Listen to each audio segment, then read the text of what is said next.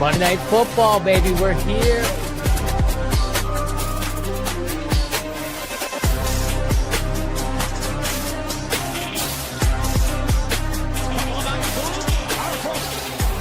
Touchdown in 46 seconds. Punches back.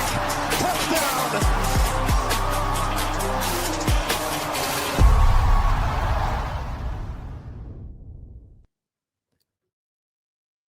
Run Pure Sports back with another UFC card here on a Saturday. What's better than a bunch of fights? Mixed bag we have here on this slate, but I am Mike Brown, aka H3 Buddha, here with JSU. John, what did we do last week? We were here on a show last week, free show every Saturday. We give a pick six at the end of the show. This thing went a little viral. A lot of people were, I woke up after Connor, whatever, did his stunt. I went right to bed. I didn't even, screw it. I'll watch everything tomorrow. I wake up, ton of tweets. Everybody's tweeting out 70-1, because the boost helped. The boost certainly helped to get it over, but man, what a great leg you added with that Patty by submission. Everyone in chat kind of shouting it out now, but we nailed it. We got them last week, and that's right what we want to do every week. Yes, it is. It would be nice if every week we could do the old 64.5x or 0.4x and just absolutely smash it. But I will say it felt really fucking good to get this pick six leg. The final one too, especially because I thought we were going to get screwed with how quick it ended. And we just got over with the Max Holloway more on fantasy points by a hair.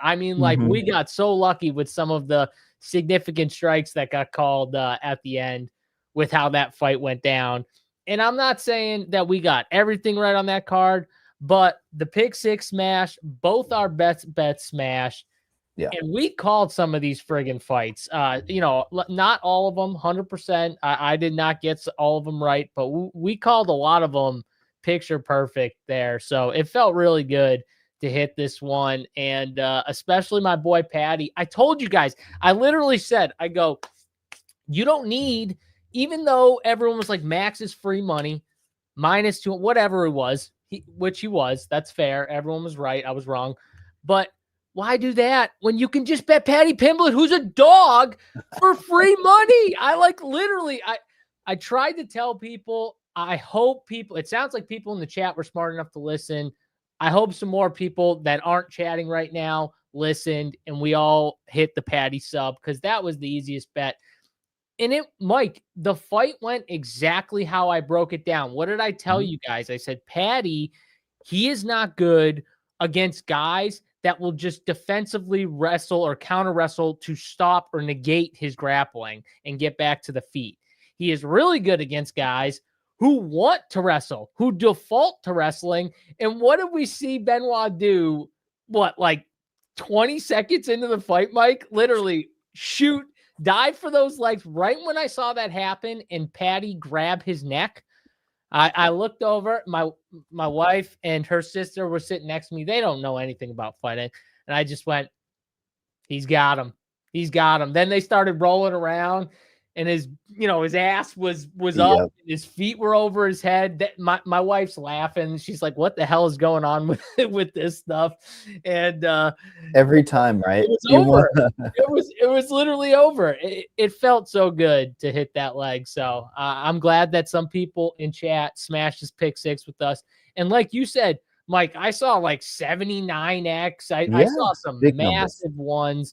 I think too, some people got some of the legs after lines had moved too a little bit as well, plus the boosts and stuff, but it's still smashed. So that felt good. Our boy Pinas came through, and dude, does that guy have the touch or what, Mike? What did I say on this podcast? Do you remember? I said, you want a penis quick finish. Haha, pun intended. Yeah, penis joke. Well. Or you want it deep into the first round. You want him penetrating that round, getting deep, getting your scoring. And that's what he did, right? He set the kickboxing. Now, you did talk a lot about penetration on that last show. Yeah. It was a little much for me, but it was, I know. 4.5 minutes though is beautiful in DFS. You get those significant strikes, you're compounding the scoring. The knockdown obviously certainly helps. Sometimes we're getting these knockdowns where they're just standing up, finishing now. That's a little bit worrisome, an overall arcing theme that we'll talk about eventually. But yeah, he's great. What did I say? Penis Wong. Wing Kong. You do the penis parlay, man, and that paid a shit ton as well. So I mean, it's just it was one of those cards, right? You were all over Wang Kong. I'll give you credit for that. You were all over her. You called that fight perfectly. I was definitely not 100% on that fight. But then, on top of it too, you get like Lonar getting finished, which obviously helped our parlay. Because that fight, Mike, that was crazy. That fight went back and forth, and it was like Lonar could. It looked like at one point Lonar was going to get a KO 2 different times because Royval was on skates. Dude, Royval is an absolute dog. I don't know how he dogged out that fight, and then he finds the finish. That was so badass by Brandon Royval to find that finish after going through the adversity. Both those guys actually went through adversity and tried to tough it out a little bit. But that fight was a banger. So many good fights on that card. It sucks that the Conor fight ended the way it did. Yeah, I feel like we don't even bother talking about the Conor thing. Right? I mean, what's to talk about? What's to talk about? He threw a kick and he got hurt. Do you think he was compromised going into the fight, Mike? That's the only thing. A lot of these fighters are compromised with going in. People won't talk about that, right? Yeah, and you rarely see me serious. He had a serious injury going into that fight. I don't think he did. I don't. At the end of the day, because I think there's too much money on the line. If it comes out someday that Dana knew or somebody knew, right? You don't risk this big of a promotion. What I would say is, if let's just pretend, for the sake of argument, I'm Conor McGregor and my right leg, my leg was fucked up, and I knew it coming into the fight. And Mike, you're my coach. I'm going over to you. I'm like, Mike, all right, here's the game plan. Ready? I'm going to come out with this crazy ass kick with my bad leg because my leg is so fucked up. But if I hit him clean enough, he's going night-night and the fight's over. What do you think about that game plan, Mike? You're going to look at me. You're going to roll your eyes. You're going to say, you're the dumbest person I've ever met in my life. That would not be the game plan if my leg was compromised to throw a kick with it or whatever, to throw a kick like that. I just don't believe it. I don't know. That's the number one disapproval, is like, you're not going to do that. It's not, I don't know. It's so stupid. It really is stupid. But like Max, I think was a Big T was like bet of the century. I saw a lot of people talking about that. Yeah, like it was. Yeah, it was just Big T was saying lock of the century. How many people hit you up on that fight? It's funny how people come out of the woodworks, high school friends, etc. Right? And they're like, all right, I want to get some money down. Who do I bet? Right? You get the text, and it's like, guys, you there's a lot better fights to bet than that one. You know what I mean? Like, what you know what though? Everyone wants to bet the main event. Yeah, Mike. It's I know. 100% I know. Like I was at a house with my wife and all of her family, like her close cousins and their parents and her parents and her grandparents and sister and all the kids and everything like that. And we're staying at this house, and even they're like, oh, I want to stay up so I can watch the main event. Not like the main card, right, Mike? Like not the main card. No, the main event. Everyone wants to bet on the main card, the main event, or not the main card, the main event. And that was the McGregor fight. So, even though Patty stole the show, I mean, Patty's entrance, I was literally telling my wife, I was like, before the fight started, I was like, I'm so juiced up right now. This entrance is electric. So good. I mean, is there a better entrance in all of UFC right now? Not at all. And that's the thing, is they need stars. So I felt like it was a possibility of a passing of the torch type of situation with him on the Conor card. They didn't get Conor to kind of put him over or, do anything after the fight. But I'm sure that they would have liked to have something to put a bow on that event, right?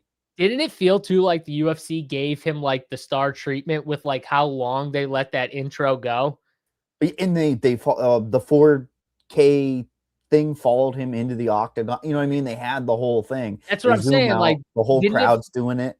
Didn't feel like they gave him that like star treatment, like he And then was. they booed BSD out of the arena. Like Yeah. it's great. It was gold. I agree. And to put a bow on it, that one, because we could go another 30 minutes, I'm sure, if not longer. I Okay, said, give Patty Dubrox. Now that would be a Matty fight. guys, That would be a fun fight right there. yeah, but he doesn't need the BMF. They No, would probably make it though for it. no, he Imagine if doesn't no, need. no, no, no, no, no, wait, time out. They might do that, and I'll tell you why. Because then they give him the BMF so he can hold 2 titles at one time if he gets up to the. That's why they would do it. That Matty Ice on something there, and to really seriously put a bow on it, because we could go on. We talked about how amazing the fights were. They didn't say, hey, it's a Connor card, we're just going to mail it in, that's the main event. That's what you need in a UFC card, is have that type of talent, that type of card. And I mean, Ryan Gondra, I said on this show, was an X factor.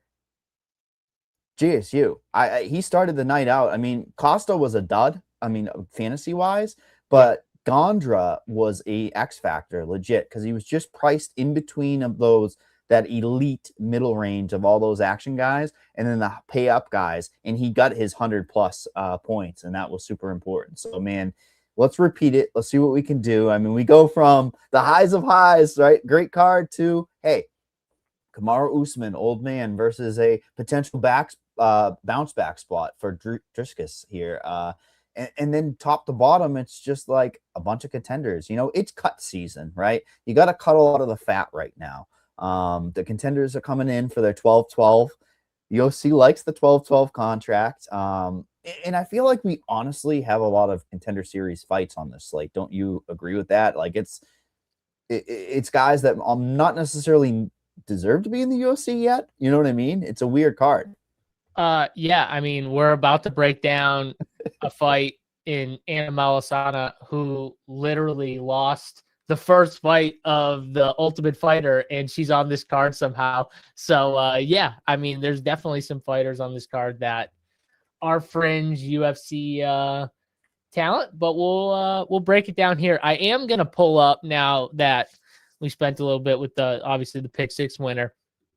Got to pull up the MMA hub, newly MMA hub here over at runpuresports.com. If you didn't check it out for the last card, it's friggin' awesome. And I loved using it. I think we got a lot of good feedback. If you have feedback, whether it's, you know, stuff we want to add, stuff you want to see added to the hub, feel free. If you're in Discord, we have a chat in there, RPS tools, feedback and questions. Shoot a message in there. Let these guys know, hey, love this, but can we add this? Because Stats, Rubio, all these guys who are creating these hubs right now, Hey Yo, who created the MMA hub, they're still trying to improve it. They're still trying to make it better. I know that one thing that Rubio was working on adding was kind of like, if you want to go by our selections, like let's say you want to follow Big T's MMA picks, you could just click Big T and then it will kind of adjust the way he sees the fights going. It'll like automatically adjust to that. Or if you want to follow my picks or something like that, that way when you run it, you can run it based off of how we see fights going and everything like that. So that's something I know we're looking at adding, but it might take a little bit, but we're trying to add stuff like that. So if you have any ideas, feel free to shoot them our way, because we're always trying to improve the tools. But hopefully you guys liked it. Hopefully, you know, some people saw some success with it, and we keep moving on it. But I'm going to pull it up here and make your picks, man. That is a cool feature where you can start making what you think is going to happen. And you know what? It's dumbed down. I'm not saying that as a negative word. I'm saying it's very KISS method, you know? Keep it simple, stupid.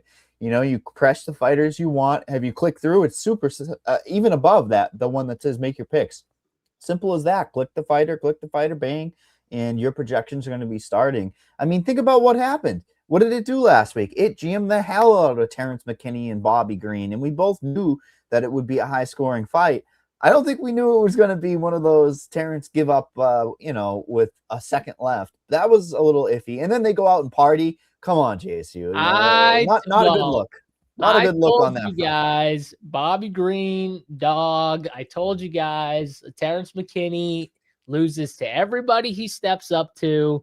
Whatever. That was a little weird how he lost. Yeah.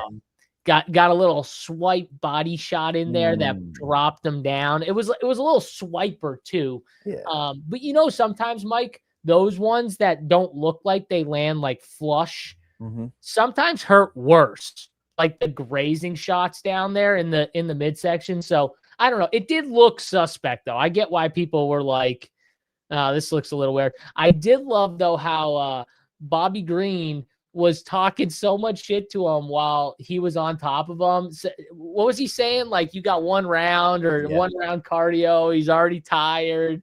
I did love that shit. So I know some people didn't love it because they were on the Terrence side, but what a fun fight. I mean, that was back and forth. It looked like Bobby was about to get subbed how many times and then gets out of it. And well, I made the mistake. I'm sitting there on the DraftKings app because, I've got the TV in sight. It's, what is it, about 30 to 45 seconds off? I mean, you can kind of time it when it happens, but you see the end of the round coming up and Bobby's plus 1,500. Did you see? I saw a bunch of live tickets. And I think it's the highest it got was 1,500. And I feel like just blind betting against Terrence mid-fight, because if it flips again, right, you can end up getting the other side and making sure you profit. But yeah, it was one of those ones where I'm sure when King was like mounted or whatever he was plus 1,500. And that's probably when people were betting it and stuff. Yeah, if you bet it, then you're absolutely money, because if he gets towards the end of that first round, Terrence is going to do what he does. He always gets tired. This is what it is. Yep. So tired. I mean, I don't know if anyone's going to get tired in this first fight of the night here. We see Diane Barbosa versus Anna Crutchfield. And what's she going by now? Anna Molisano. Like you mentioned, Molisano coming off the Ultimate Fighter. Diane Barbosa. Talk about wild fight. That Gatto fight. Whew. What a weird fight where she almost gets DQ'd. Virtually the same stats when you look at that fight as a whole. But she still hangs in there, gets the win in a closely contested fight. And she's a grappler at heart.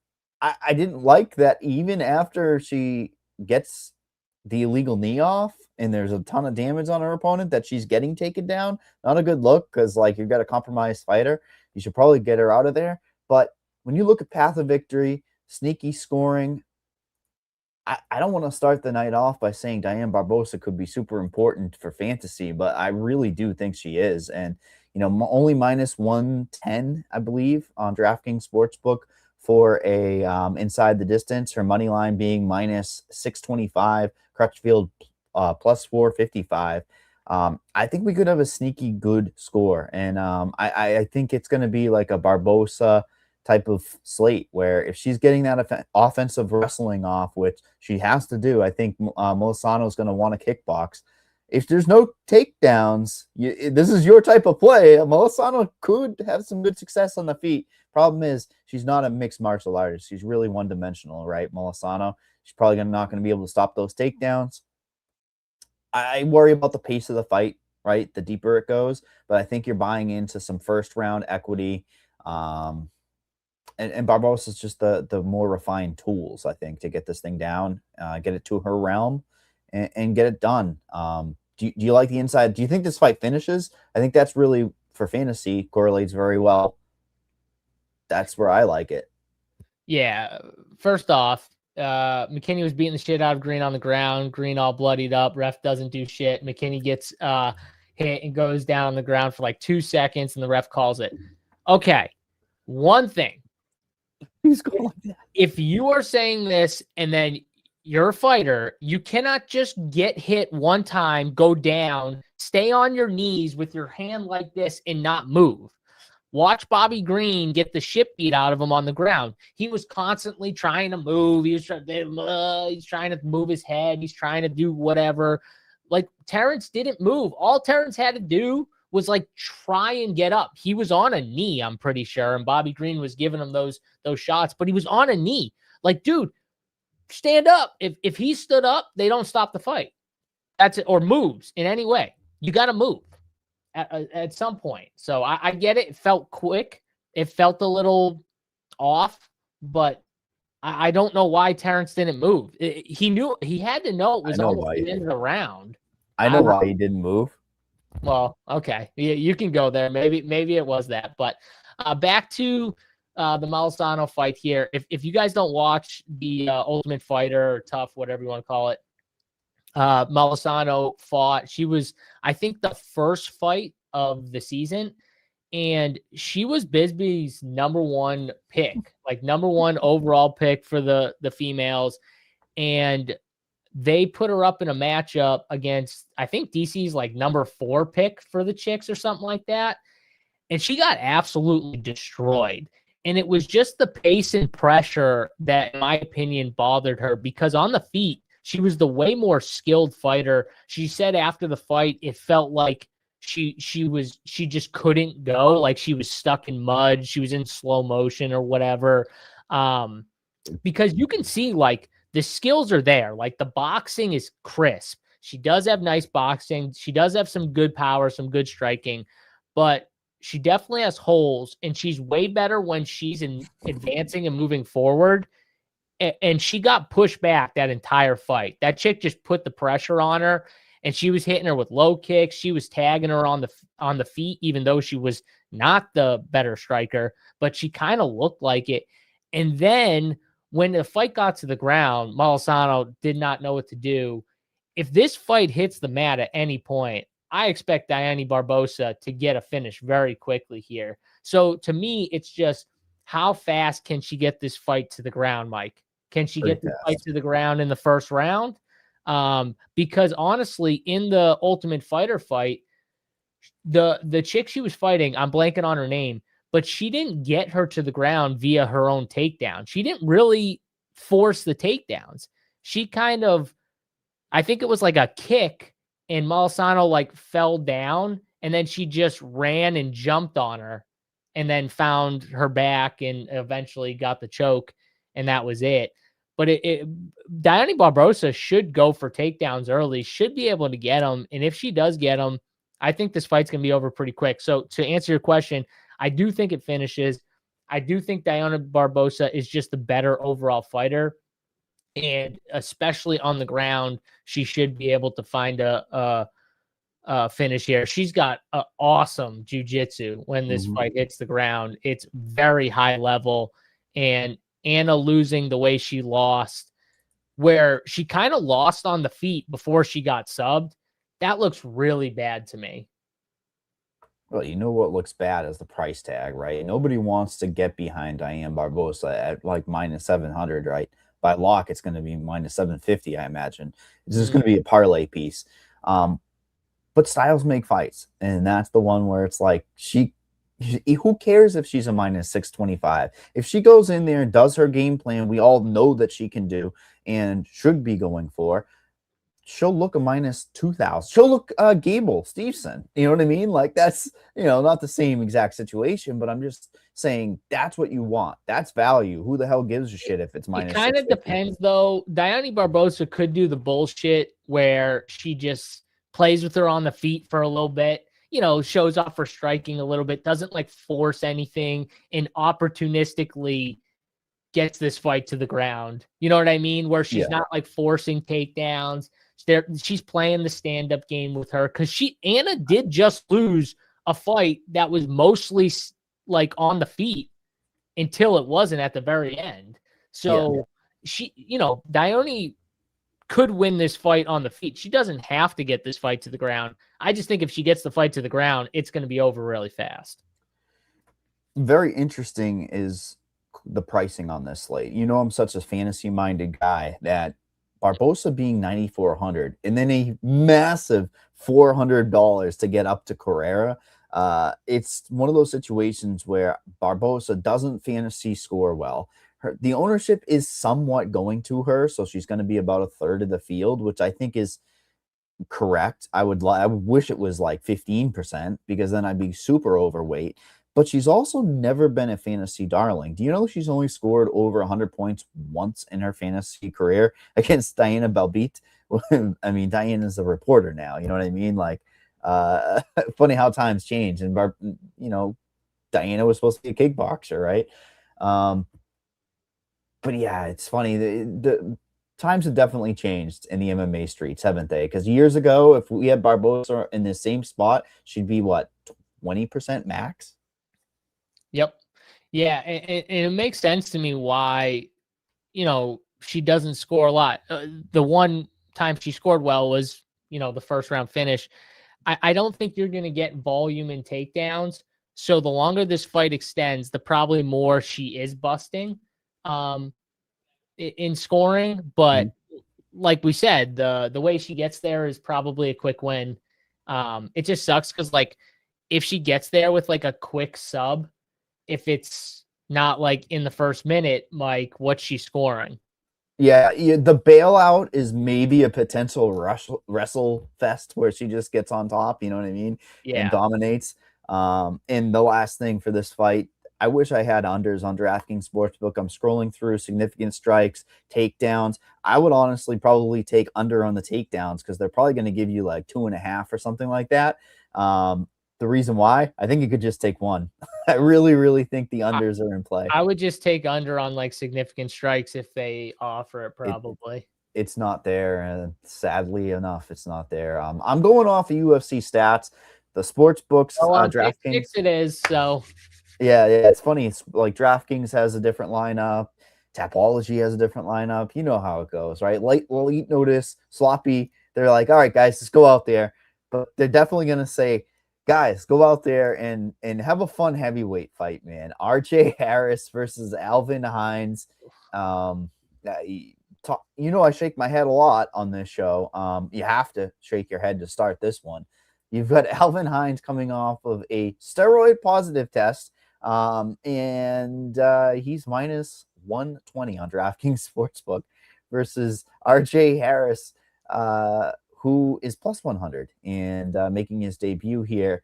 Hines has like I don't want to say like a cult following, but he's got kind of a meme following, I would say, of guys who kind of like to get behind him and back him. And I don't know. That first fight, though, Denise, I don't know if we can look a lot into that. Denise is a great kickboxer. I think we all knew he was supposed to go for takedowns there. Surviving was a really good look for him, I think, but then testing positive. You know what that means? The guy can't go past 5 minutes. That's what it means. He was taking the stuff to try to coast and try to get into second and third round if it had to go there. He looks in pretty damn good shape. He certainly has a tiny bit more experience than Harris, but is Harris tape anything good to you? I mean, he's one of those prototypical guys that's facing 1-3, 2-0, 2-1. He's not facing the most high level competition, especially Hines as well, right? Same situation, but I feel like he's definitely faced more competition by a hair. Is this kind of like a meme finish versus some sloppiness deep into a third round or a decision? Like these guys could gas out for sure. That's my biggest concern. And we're, in a bigger octagon. It's not the small one. It's not Apex. no, it's not. I mean, I'm not a big fan of either of these two fighters. I'll first start with Alvin Hines, but Jonata Denise, like you said, very good kickboxer. It did feel like whenever he had Hines hurt, he never like tried to go for the kill. But Hines did like dog some stuff out. He got tagged a few times where he was kind of wobbling, but still throwing. It was very odd. So he is tough. But he did struggle. A lot of his punches were short against Janata, and the reach advantage Janata had, it was a big deal. Like a 5-inch reach advantage. It looked like a big deal out there. In a small height advantage too. And now he's getting a similar thing in RJ Harris, who is 6'6", and he's got an 80-inch reach here. So it's a very similar, a 6-inch reach advantage. He's got a 4-inch height advantage. But he doesn't really use his height in reach advantage in the striking very well. His striking is very, it's not good. It's just not that good. He does try to clinch you up, try to make it dirty, look for submissions. He looks for the standing guillotine a lot because he's so tall. Tries to get the neck, grab the neck whenever he can. And Alvin will just like throw his head and try and get takedown some at times. So I could see maybe an outside possibility for an RJ Harris sub at plus 600. I don't think it's crazy, but I'm going to lean Alvin Hines. I just don't love Harris's striking, and I don't love that his last fight was against a guy who he had like 40 pounds on. 40 pounds. He had like a 5-inch height advantage. The reach was insane. The guy was the faster striker, but like he couldn't control him against the fence. Like he was getting reversed in the clinch. Like he wasn't even able to hold this guy on the fence for very long. It didn't look good to me. He did find the finish eventually. He found the standing guillotine I was talking about where he literally elevated the dude. It was crazy, Mike. It was literally crazy. It literally elevated him.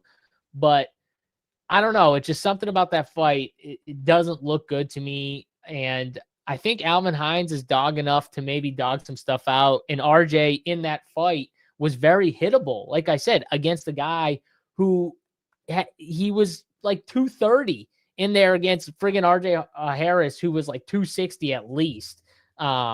So that didn't look good. I'm going Hines, and I don't love this fight. It could be sloppy.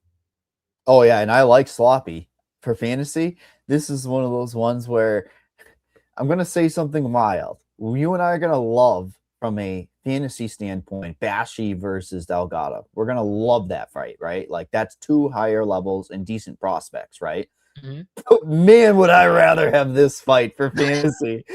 Isn't it a weird world? Like Harris and Hines are way better of a fantasy play. I think Hines is going to be lower owned.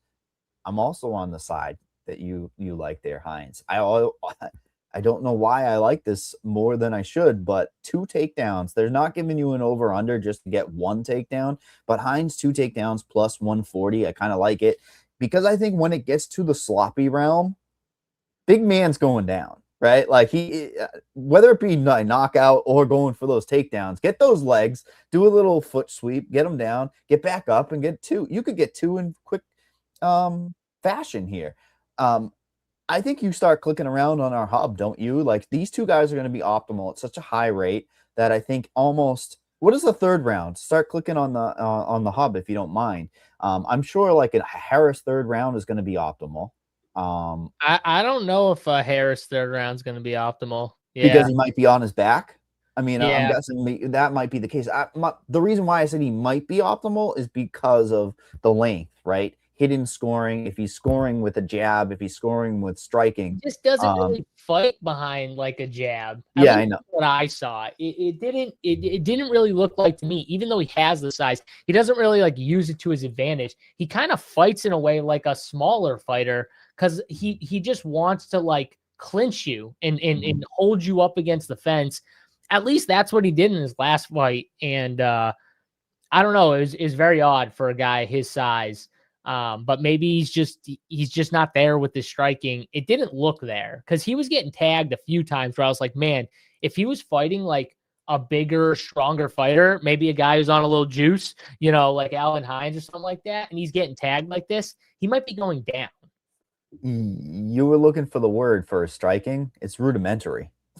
There you go. That's what it is. But yeah, I love this fight. It's a near lock for me. God damn it. Whoa, it's a near lock. Yeah, because you are into this fight. When you say Delgado and Bossi are right in the same realm of what we're talking about, and then the next fight, that's saying a lot. Because that's how sloppy it is. Sloppy scores, sloppy is gold. We love that for fantasy. So both of us on Hines there. Not a ton of confidence, I'll tell you that. Yeah, the chat loves slop fights. $3 contest already filled.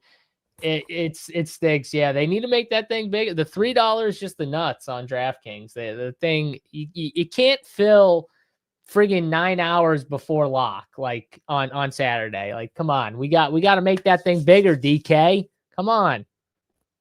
Well, we're supposed to spend our pick $6, right? The $3. No, I mean, I guess is it we're 20 gonna. max? I guess I'm gonna have to do multiple pick sixes now. Oh, damn, that sucks. Let's move on to the biggest favorite of the night, where we have Alden Correa versus Stuart Nickel.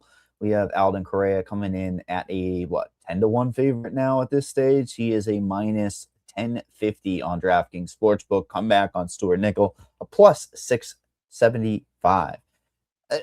What an interesting case for Stuart Nickel. Like, this guy, case, I guess it's a lack of a case, right? He came in with a lot of hype, like I would say, from people that were true over in Australia, New Zealand, that region. He had a lot of wins and people were behind him. And he was getting finishes over there too, right? This wasn't a guy that was coasting to decisions in this division. He was going for it. So that's what, people want to get behind. But wow. You shoot yourself in the Jesus Aguilar, not a good look, right? Then you play the Luca Rocha game, not a good look either. Costa finishes you. Okay. Losing to Costa is not a terrible look. No. But his durability was there before that. That's what I was trying to get at. You didn't even let me finish because he had the durability, right? Now, with that durability potentially gone, well, no, he did. Roca could have gotten him out of there, right? Like, I mean, he lost in the first round to Jesus Aguilar. Okay, yeah, but that's his one little T-Rex arm thing, is just use those Gilly, right? I guess, yeah, I guess. And durability doesn't mean subs. I'll fight you all day. Like, come on, like unless the damage leads to the sub. There was no damage that led to the sub, right? Like, he just shot himself. No, he just caught. He got caught. Yeah. I mean, he did have. I'm pretty sure he did have like, top position for the beginning of that fight. Oh yeah, and anyone who had Jesus was like, "Uh-oh."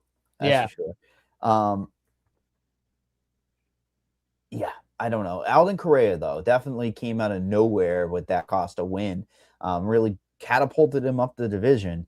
And then what does he do? He goes to a unanimous decision against Garule. I mean, I guess Garule is thrown a little bit. I love the volume. The thing is, for fantasy-wise, you rarely have the combination of an aggressive style of volume on the feet.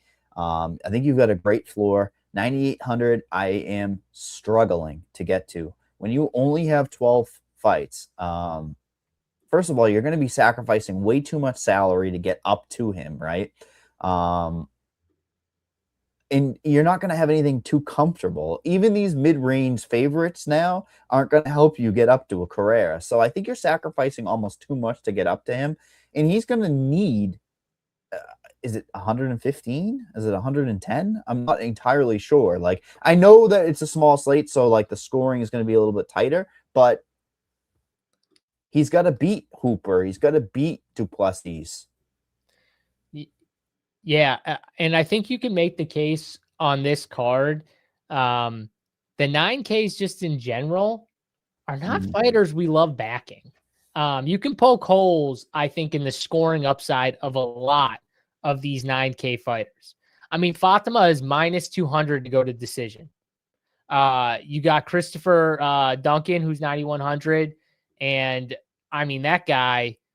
How many times have we been pissed off with that guy? You know what I mean? Just watching him fight to 3-round decisions, stuff like that. So I don't see just the 9K slam. Like last week we had Gable, and that was just like, come on, man. Like, yeah, that was just, come on. We that was an easy one at the 9Ks. We had Damian Pinas, just under 9K, who, I mean, honestly should have been a 9K fighter. That was kind of silly, but easy, right? I don't think the spend ups, Mike, are as easy on this card. So you're saying Alden Correa might need 115? I don't know if he does on this card. I could see it where all these 9K guys score like 105 or less, and It's just about who gets a little more than the other. You know what I mean? Which two fighters score a little more than the other. I don't know if it's going to be like a card like we saw last week where we just saw so many massive scores. No, 100%. I think the thing about this slate is you have some value in the middle range where we haven't had a lot of value. Now we've got the Tommy McMillan. Like, you've got some obvious first clicks, and who's Bashy's going to get a ton of love because of the value headed his way. Yep. But it's not like you can, like, I feel like if you're going to make a Correa lineup, like, you might want to like fade the main event because people are just going to try to go Correa and Usman. Maybe. Here's a question: would you rather Correa or Barbosa? Barbosa. God damn it, that's horrible. When I factor in ownership, and I expect her to be a little bit owned under, my projections are saying she's going to be higher owned than Correa, but that's a price play. When it's $400 of a gap, it actually makes it that much more difficult mathematically. You know what I mean? For like, you're sacrificing too much for your lineups. Unless it's a 4-9-4 winning lineup, then you can say Correa, right? With money on the table. Yeah. I think I'm with you that I would lean Barbosa, but I will just say, like, Stuart Nickel, this is going to be a tough fight for him. Correa obviously has the striking advantage, and if it gets into the grappling, Correa's grappling is really good too. So like, Stuart Nickel is not going to really have much of an advantage, whether it goes to the ground or whether it goes or stays on the feet. And I think Alden Correa's just speed in general is going to be a problem for him here. So yeah, obviously biggest favorite on the card, no shocker there, but I just don't see the path for Stuart Nickel here. I mean, I don't think he's holding him down with takedowns and control time. Like, I don't think that's happening. He's an interesting play because nobody's going to play him. Nobody. He legitimately might be one of the lowest owned plays of 2026, which is kind of wild when you look at a flyweight fight that's, all action, that banana peel pricing. I'd rather play Anna Molisano. Oh, that's where I was going. I like this synergy. Stuart Nickel. If you made me pick, if I had to pick one of them, I think I'd rather play Anna. It's funny. Our synergy is perfect that we led. You said it before I would actually honestly rather Molisano than Nickel. And that's saying a lot because the price, and I'm an ownership guy. But yeah, I do think there's a unknown ceiling for Correa in this matchup, because if there's a finish, I honestly could argue a second round finish could be more scoring because of the pace of the fight. That's what makes it a little bit of a wrinkle. So definitely a cash play, right? Like, he's going to be like, all right, whatever. He's a safe. But if you want to win a tournament, sometimes you get a zig. And I just think that getting off of that Correa and single entry and higher dollar might be an interesting play. Let's move on to the next fight of the night, where we end up seeing, let's see what we have for the, I've got Ezra Elliott versus Damian Anderson. You talked about a Contender Series fight, a featherweight fight where, if either of these guys were paired off against another prospect, right, on the Contender Series, I bet you they're both respectively like -300 to -500. Like, they're very, very good prospects here. We have Ezra opened up as the favorite in this fight. He is now Ezra is a underdog now, +110 on DraftKings Sportsbook. Anderson is a -130. Oh man, it's frustrating because when you have this dynamic that's a late notice, Anderson's moving up in weight, has never fought at this weight class. I think that's a bit of an X factor for the fight, with him being a favorite price and never fighting in the weight class. It's a bit of a concern for me. There's a huge realm of possibilities in this fight, is there not? Because they're both grapplers at heart. And what do we end up seeing when there's two grapplers, right? They just end up going to war on the feet, or it's a kickboxing match. So there's a lot of concerns on that front. What are your initial thoughts when you saw this one put together? Because it's like, I think these two are very, very good prospects, and they really deserve to go through the contender system to kind of grow. But But it seems like, now there's no A side here. I feel like they just said, here's 2 regional studs. Let's let it happen. And the MMA lab is surging. So it's like everything points to Ezra being the favorite to me, just because the other guy is a jiu-jitsu guy with Craig Jones's gym, right? He's got the credentials there. He doesn't really have the extreme roundedness that Ezra has. And by the way, Anderson's nickname, Demon Hands, and he only has 1 knockout, is one of the most comical nicknames I've ever seen. Yeah. First of all, I will just say, to your point about these 2 fighters, like on the Contender Series, if they were fighting somebody else, they'd both be massive favorites. To your point, I do think they're pretty skilled. When it comes to this matchup, though, when I broke down the fighters, I did think that Anderson should have been like the rightful favorite slightly over Ezra. I mean, both these guys have awesome grappling, obviously. I think it's going to negate itself, like you said. But maybe one shines like over the other. Like maybe that's a possibility, but I don't know. It could be a spot in pick 6 where if we see a low significant strike number, maybe we take it on one or both sides. Because I could see that, or I could see this just being, one-sided where one of them's winning the grappling. If that's the case, I don't know if that's going to happen. Damian Anderson's grappling though is really good. Mm-hmm. Did you watch this video of him and Joaquim going back and forth? Did you see that video? It's on Twitter. It's pretty impressive. Like Joaquim's obviously huge.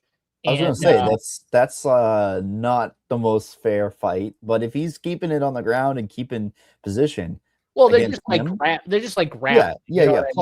But that's impressive, is what I'm saying. It's very impressive. No, it's definitely very impressive. So that just shows you like the level that this kid is, and he's minus 130. I think it's fair. I think he's the rightful favorite. I'm gonna lean him over Ezra, but both these guys, they don't have a lot of fights on their record. I don't want to say like I'm ultra confident, but I am going to bet Anderson here. And I think for DFS, you could just split this fight. Honestly, the only way it busts is if there's like, if it happens the way we said it, where it's like a 3-round decision where there are no takedowns because the grappling, these guys are just like, well, we're both a little too dangerous for the grappling. Let's just strike. Yeah, and I think when that happens, sometimes the ownership doesn't follow it. But with it being late notice and the line there's been some buyback, right? Like on Ezra after he went to an underdog. I think it's going to be a popular fight. I truly do think it's going to be a popular DraftKings leans the grapplers and wrestlers, so it should be a popular fight, honestly. Yeah, and well, who do you think wins if it is a grappling match? Anderson, and I think here's the situation. Ezra is going to be higher owned. I think he's going to be like a 10-point gap.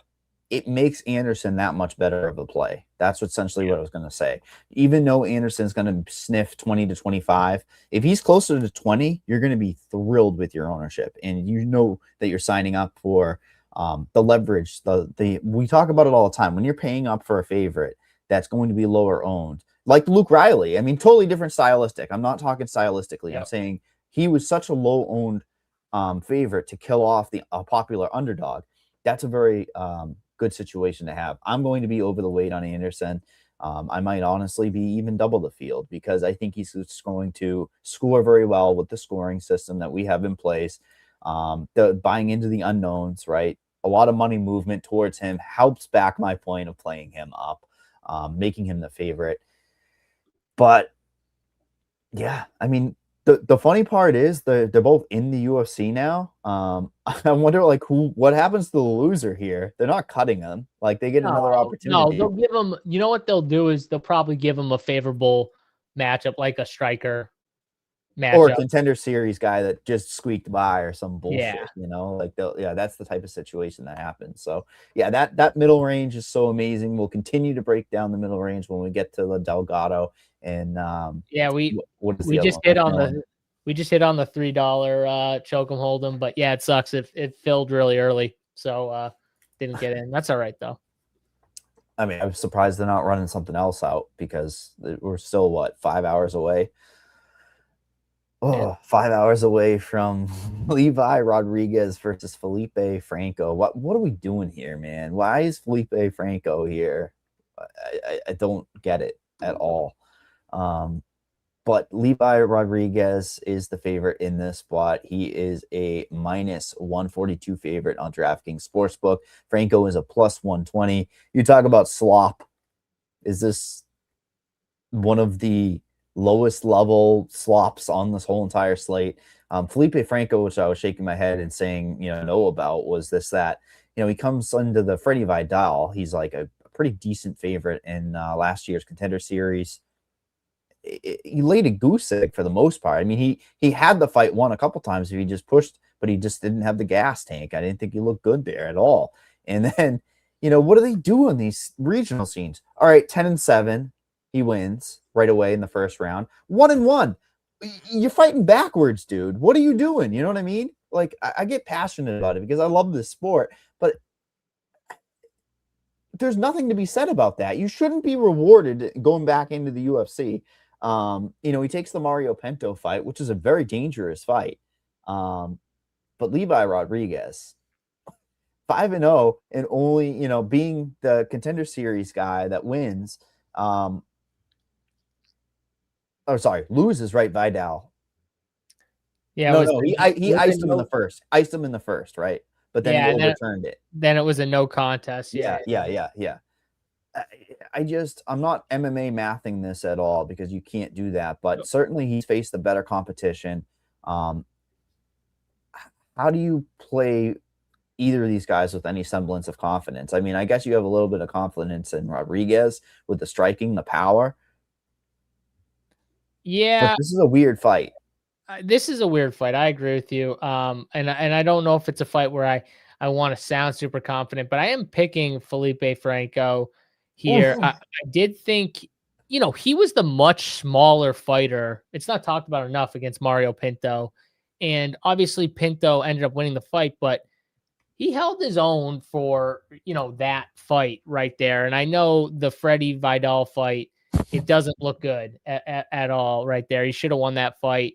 He didn't. And it was his fault he didn't win the fight. Like, it was literally his fault. He had the fight if he wanted it, and he just couldn't, like you said, he couldn't push past the, the pain, the cardio, the gas tank. He couldn't do it.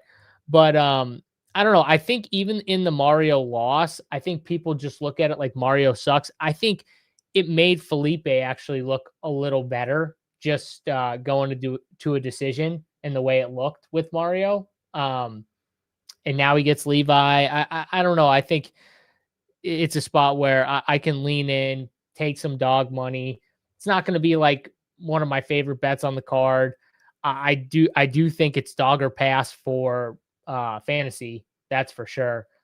So I'll have a little Franco. I'm probably going to be really low on Rodriguez. Do you look at it as a fantasy play from half the ownership and the same ceiling? Is that the situation? You're buying into slop, you're buying into a higher ceiling when these guys finish? Because I think that's the right play. Even though I said I like Rodriguez, I think it's the proper way to break it down.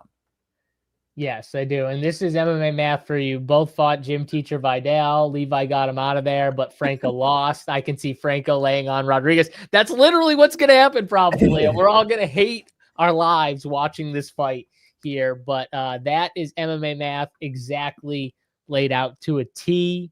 Gym teacher, though? Breakfast. I remember I was like on the Contender Series, all right, this is a Sarah Longo guy. He's going to have submissions in his back pocket. It was like plus 2,000, and it took until the end of the fight to hit, and it was the stupidest bet I've ever made that actually cashed because I'm like, dude, it's only stupid until you lose, Mike. It's never stupid until you lose. Then it's stupid. It should have been. So you won. So it was not stupid. It was the greatest bet of all time. I know he is definitely, and they'll have him on the Contender Series again. I guarantee you that. He's one of those stories. They want the gym teacher with the camera, right, panning to all the kids, woo, as he's getting like punching back against the cage. Hey, he did win that fight. Yeah, no, it's true. But yeah, Felipe Franco in the year of 2026, 7,600 is one of those guys that definitely could open up, because I think there's the L'Espanier fight that we're going to talk about here in a sec, but it's like that's where you're really decision making in the middle range is going to be important, and people are just going to jam Rodriguez, right? Like he's very easy. What's his inside the distance line? Who? He's got to be super good, right, for the slate. Who, Rodriguez? Yeah. Let's see. Let's pull up our DraftKings. partner DraftKings. I'm going to guess minus 110. You he's going to have a better inside the distance line than Diane Barbosa, then that's going to very much correlate to him being higher owned. I think their line's got to be pretty close, though, don't you? Yeah. And to really win this particular slate, I'll give the keys for me. It's simple. It's either garnering 2 pieces of leverage like last week, right, in the middle range, which would consider this fight, or you do like a 3 or 4 dog lineup. I think Levi's minus 125. Okay. Yeah, so there you go. That's going to be one of the higher owned guys because it's only 8,600 at minus 125, which is better than Barbosa, certainly better than Klein, probably better than Duncan. And Barbosa's line is minus 145 on DraftKings. Oh shit, that got smoked then. I thought I last saw it at minus 110. It's minus 145 on DK. I don't know where you're looking though. Maybe it's 110. Yeah, no. It's I'm probably just looking at the sub. I probably didn't factor in her by the sub's minus 105. So yeah, there you go. But yeah, I can get behind some Franco in tournament. It doesn't mean I'm positive about it, but yeah, fun lineup when you're talking about that fight. Let's move on to the next fight of the night where we see, there's a lot of guys off of steroids. Stop this. There's no narrative. It's the anti-steroid card, actually. Just like Chase Hooper, who should be hopping on the steroids. Damn it, I wish that he was up next. That would have been the best segue I've ever done. Good transition right there. Oh, man. Jean-Paul Labechayan versus Sik Kyun Ko. We have Mr. Ko as the favorite here. He is a minus 180 on DraftKings Sportsbook. L'Espagnol.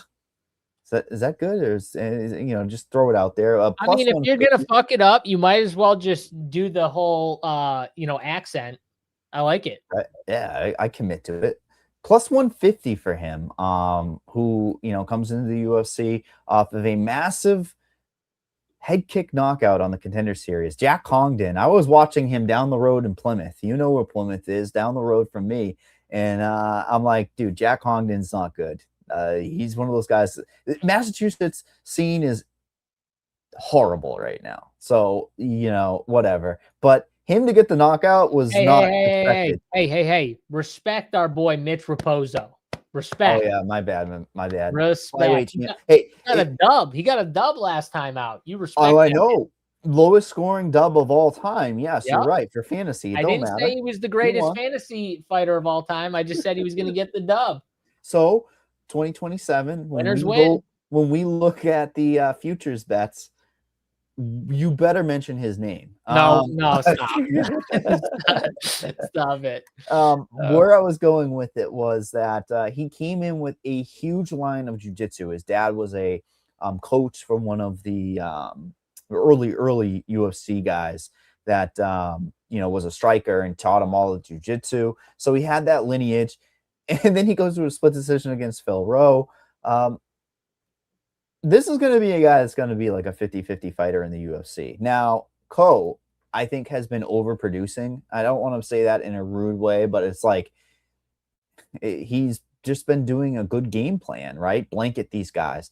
Not going to be the best game plan if he does it here. I think he's going to have a crisp, clean advantage on the feet. From fantasy-wise, I'm going to say something I'm not sure if the computers are going to like, if you're going to like, but if I'm going to be fading one of these mid-range fights, I think it's going to be this one because I think there's just a defined path of victory for each that might not score well because they kind of negate each other for the scoring purposes. When it's a kickboxing match, there's not going to be a lot to be had here.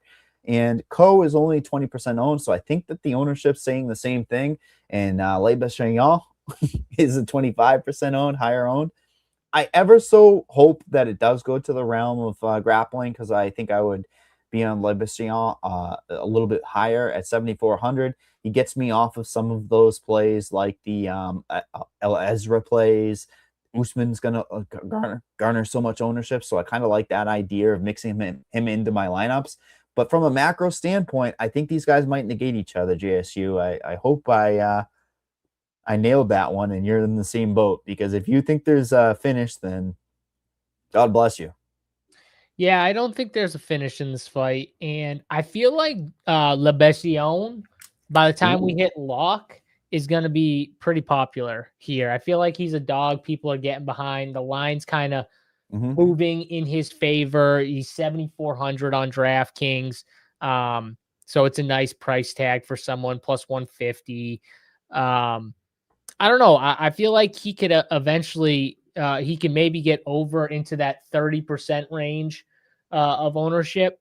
And I don't know, like I get it. Cause I do see a path where he can, he can find a way to win against Cole. I'm not saying like, you know, Cole deserves to be like a massive favorite or anything like that, but I think it's a close fight and I think it deserves to be closer line. So I kind of agree with the movement kind of towards Gene, but at the end of the day, I think I'm leaning Co, which makes me not like the fight like you for DFS. I think if I liked Lebession though, I would you know be more into it for DFS, right? So as simple as dog or pass, I think, is what essentially what you're saying. It's a don't overthink, because Co is a specialist in winning fights. Yeah. Does that make sense? Does that? No, it's a weird way to word it, but it's just that he doesn't do anything besides go in there, minimize the damage coming towards him, which therefore means he's probably not embracing that finish equity that you need. I feel like the fight's going to be overowned. I don't even know if I agree with what we have for ownership right now. Like I think it's going to be higher. Yeah. And I mean, you can make a case very much the same thing that you just said, to reiterate it, that if you think a lot of favorites win on this slate, Lebession becomes a really good play for your lineups. It's just as simple as that. With 12 fights, you're going to need winners. He's going to be in my pool for damn sure. I could see split decision on this fight too, for sure. Like this could easily be a split. Oh yeah, 1,000,000%. Like, what if he's throwing up like triangles? You know what I mean? What if Cole gets a takedown and there's control from bottom? I know that sounds weird, but that's legit a possibility. And I'll tell you a rule that I like because of Lebession. I kind of like taking one of him, Usman, or Cannonier in my lineups. I mean, you can make the case that Mitch Ramirez should be in there too, but I think if you start looking at leverage, you group him with Franco. Does that? This is high level DFS thinking right now, right? Like your Lebession has win equity, Usman has win equity.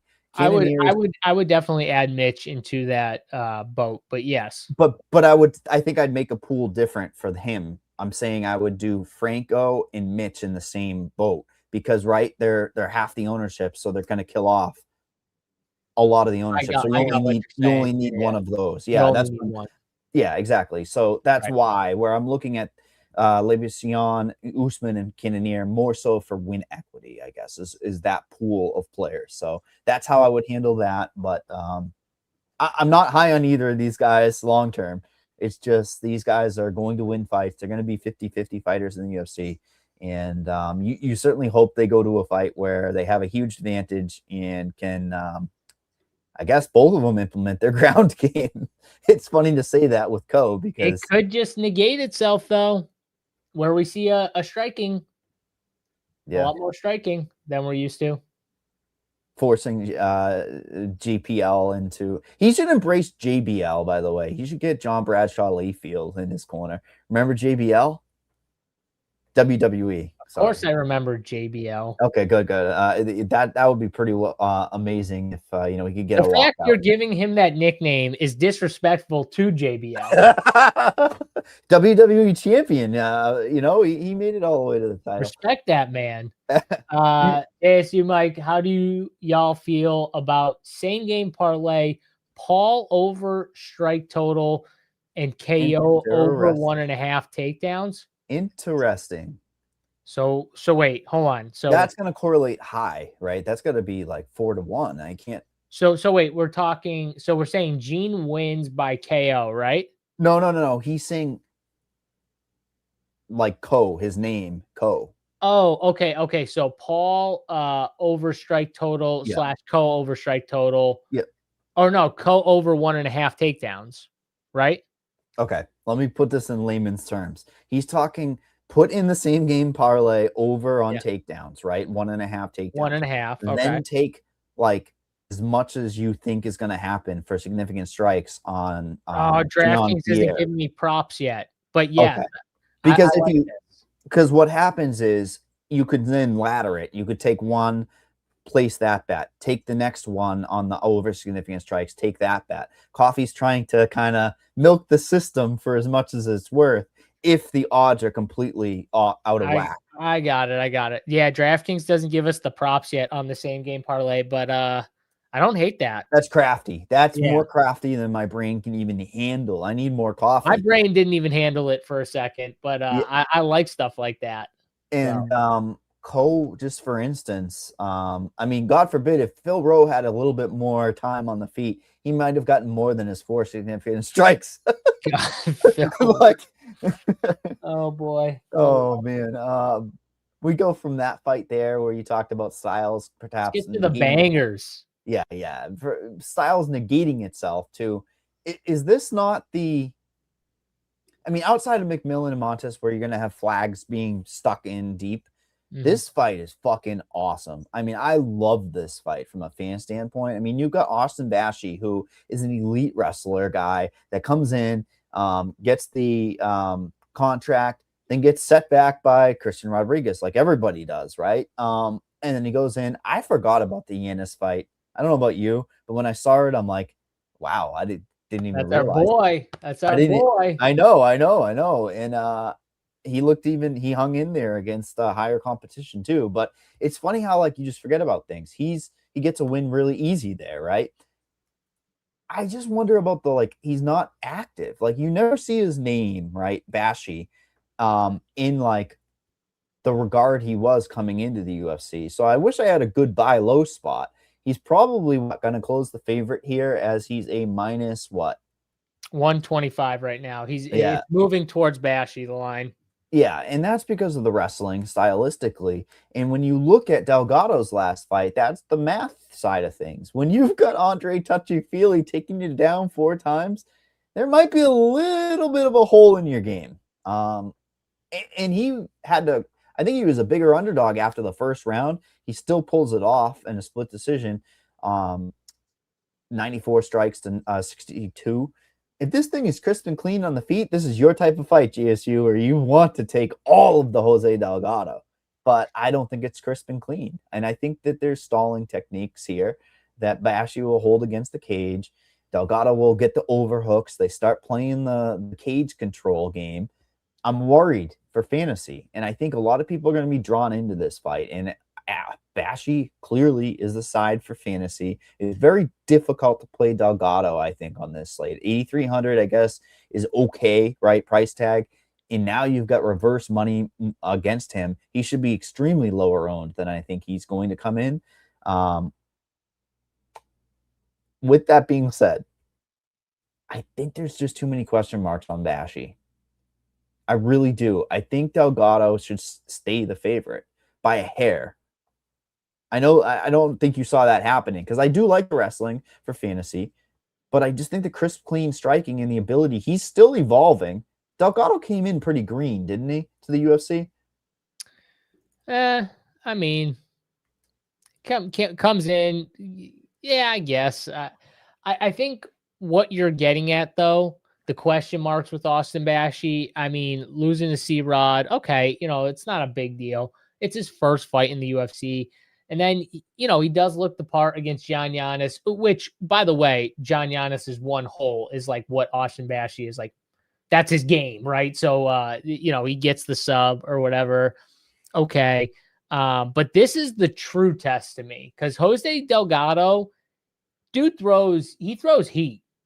He on the feet. The problem with Jose Delgado is I think at times he's a little too confident for his own good. You watch that Andre Fili fight, Nathaniel, like he went in there like he was gonna smoke dudes, and he got caught. You know what I mean? He got caught a couple times and a little exposed. I don't think, though, Austin Bashi presents a lot of the dangers that even Fili and Wood, with the speed on the feet that those guys have and some of the power stuff, especially with Fili. Like, he still has power. Austin Bashi, you really just got to defend the takedowns. Got to defend the takedowns. I don't think you have to be worried about a ton on the feet. And I think if he can defend some of these takedowns and maybe use his grappling to defend, you know, where you're not trying to go for submissions, you're just using them to get back to space. He could have some success in this fight as Bashi slows down, because if Bashi's got to constantly shoot and shoot and shoot, that means Jose, like, that's going to give Jose a good spot. Like a second round KO for Jose, I think is very live here. And I'm with you. I like Jose in this fight. Yes. Dude, I love this. I love partying. If you're flipping lines right now, like if this fight primarily stays on the feet, Jose Delgado is like a minus 250 favorite, I think, in this fight. Like minus 250, minus 300. And right now the line's minus 125. Merely just because of the wrestling upside with Austin Bashi. I also think this is a fight that we could just jam in DFS. You know, I don't think it's good. It's be careful of that, because there's stalling techniques for both. That's the only iffy. And 8,300. What does he have to score? What does a second round KO get me? Let's pull the hub up. I'm gonna say 85. 2. What? Well, hey. Jose Delgado, elite striking, 7.5 significant strikes per minute. That's Max Holloway style. So you got a good floor there. Fuck, I guess you poked a hole in my thing. The only reason I'm saying is stalling could be like, if he lays on him for a round, he could lay on him for a round. Bashi? Yeah, for sure. He could lay on him for a round. So yeah, okay. So we're both on Jose Delgado. Do you have him by finish? It sounds like you have him by decision. Wow. I do think Mike. No. I do think he can get the finish. I just think it would be deeper, like anybody else with a functional low brain, right? Like I think Delgado 8,300s again. We got to jam this fight. But he's going to be so low owned. I think he could be one of those X factors. You talked about ownership headed towards Le Bissaillon. Ownership's going to be headed towards Bashi, which is going to pull away from Delgado, right? Yeah, but the Bashi stuff I can make at least sense in my head because of the takedown upside. Like, legitimately, in a Bashi win, I think he's getting like 5+ takedowns. Like, if you like Bashi, I would ladder the shit out of his takedowns. Yeah, no, for sure. Because he's going to be fighting. Delgado fights to get back up. It's not like a guy that's going to lay there. So, he's not laying there. So. Yeah. Or he's not on purpose, obviously. Like if Bashi just controls him, but he's going to try and get back to his feet. I guess it's 50% owned combined ownership in this fight at the moment. I guess it's going to go towards 60 to 65 by the time lock happens. Like you said, that's what really matters is the money movement. I kind of think it should. I don't know. That's just me, though. I don't know. I feel like the winner of this fight is optimal at 8,300. And what's Bashi, 79? Yeah. And he's just, everyone's first click because of the money movement. And I think we got leverage as a favorite. That's funny. We have 2 leverage spots as favorites on this slate. You and I both like the Anderson and then Delgado. So, I mean, we're making pools for people. You start making these pools and rules. That's an interesting thing. Marquee Sports says Bashi with the upset. Delgado won't get the finish. Well, it's not an upset. He's the favorite slightly.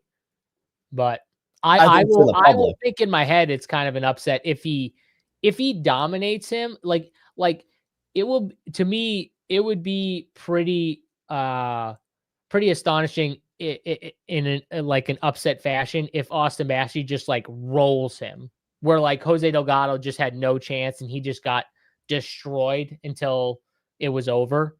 whether that's a finish or just like a 3-round decision where Jose Delgado he lost all 3 rounds like convincingly. That would be very impressive. But it's not I mean, he's the favorite right now. Yeah. 28 years old for Delgado versus 25. It's funny. Bashy came in pretty young. Bashy is young. When you get that wrestling and you got a nice, pretty 14-0 or whatever it was, 13-0 at their time record, that certainly is going to get you there to the UFC. And you know what else is going to get you to the UFC? If you're training with Sean O'Malley, Tommy McMillan versus Alberto Montez. We have Tommy McMillan as the money-moving favorite, the biggest value on the slate now. He's a -170 favorite on DraftKings Sportsbook. Come back on Montez, a +142. Did everybody just find out that Montez is a one-trick pony? Is that like what happened in the beginning of the week here? Like, this is the guy that goes out there and he gets you a Darce choke, an anaconda, whatever you want to call it. There's multiple terminologies. Anaconda, that's his move. That's what he does constantly. And Tommy McMillan, for all of his hate, a lot of people hate him, he's got a wrestling background. I think that's the biggest thing here. You push the head away. If he's going to, and it's not like Montez is going to go offensively wrestling him, I don't think.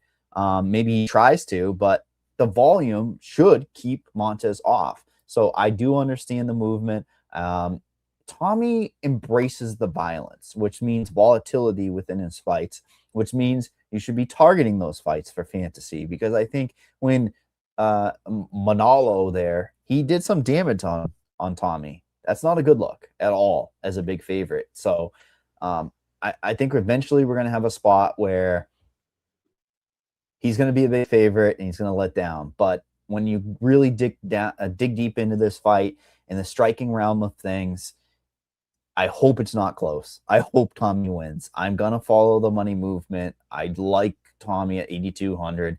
Montez, the best, and that's a damn fact, leverage on the slate. There's no better leverage than playing Montez. Look at this score right here. Look at that. Just Tommy McMillan and KO. Look at the upside in fantasy. 122 round 2. It's inflated. 120.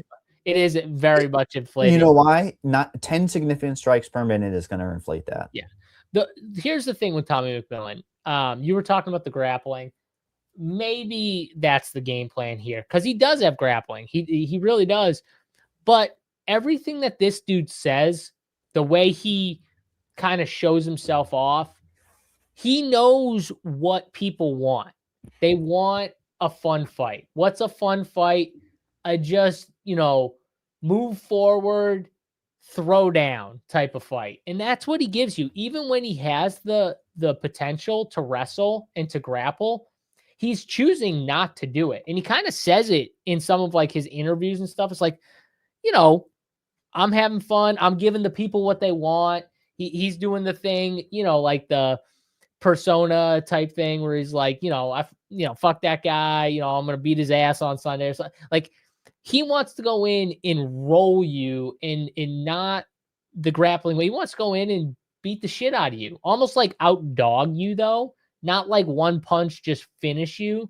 Just literally keep moving forward and outdog everyone he fights, where he's not throwing like super heavy hands, but he's just throwing so much volume at you and he's staying in your face and he's moving forward and it just overwhelms you.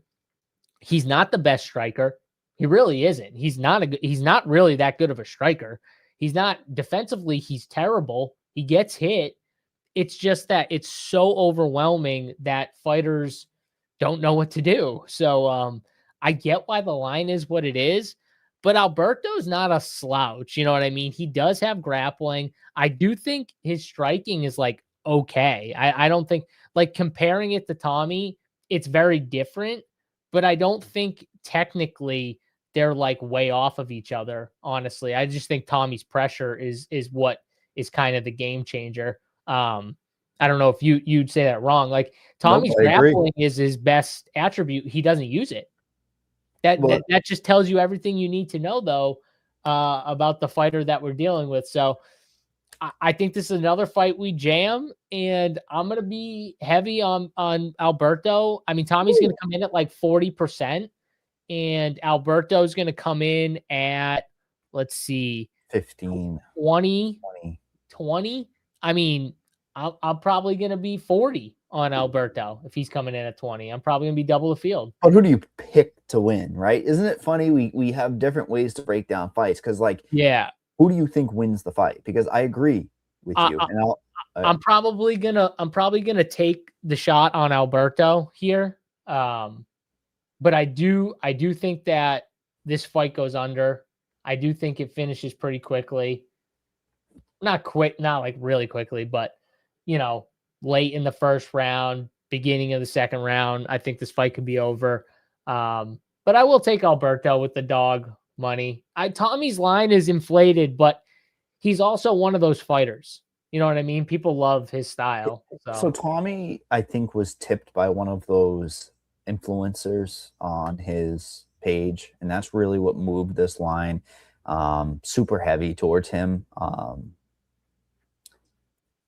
But when you really look at it, that breakdown you said, that offensive striking, not offensive wrestling, none of that, just his keeps and prevents any offense coming his way, or he embraces that violence, so then he could get knocked out, right? So I feel like that's going to win him rounds here. And I wish Alberto was like a better striker, but the UFC knew what they were doing, right? Like setting this matchup up. Like they know when he gets to like a very high level striker, he's probably going to get knocked out. But against a guy like Alberto, where his best strength is his grappling, and Tommy does have grappling to defensively stay safe and keep this thing standing, or to keep it wherever he wants, it should stylistically fit Tommy. I just don't know how you're not jamming this fight. Yeah, talk about the chokes. Oh, I agree with the jamming of the fight, because 8,208K is fantastic. But you talked about almost potentially jamming Delgado and Bashi. So mid-range builds for you, or one or the other? I think I'm going to jam both fights. Yeah. Just like I jammed Patty and King Green Terrence fight. Like you just jam those fights. One of the situations with the chokes that he does too, it leaves the possibility that Tommy gets the top position. So then he's just doing hammer fist. That scoring could be absurd. If Tommy ever gets to top position, woo, the end of finish or deep finish into a first round is going to be astronomical. And Ricky was backing him up a little bit in the beginning with his pace and pressure, but it's not like Tommy's. Like Tommy is just like overwhelmingly throwing. The whole time. Don't put Ricky Tercios and Tommy McMillan. No, but the pressure, like staying in your face is the same. It's just the throwing style is different. They're not throwing very different. Yeah, and very different. Meaning Ricky Tercios is a different type of guy. He'll throw stuff. Where you want to think it's tactical. Fight to win by KO, like this fight to finish by KO, because I think that's no. You don't think? You think Montez will just want to like what would be the word? See, I still use the word moxie. He wants to like take his spirit by knocking him out instead of subbing him. Is that what you're saying? Because I feel like it's Tommy leaves the opportunity to get knocked out. Like, yeah, but I think he's more so going to go to a punch him. He's falling down and fucking snag something up. Yeah, maybe. Oh, so you're saying like a club and sub type thing. Yeah. So I feel like it's one of those McMillan by KO or Montez by sub.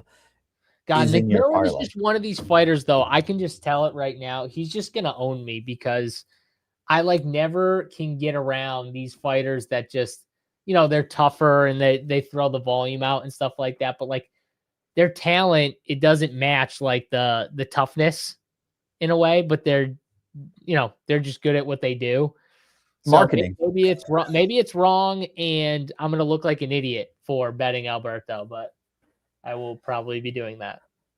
Hey, I wish it was at the Apex. I'll just put it that way. The scoring would go through the roof, even though it's already here. Jam this fight, though.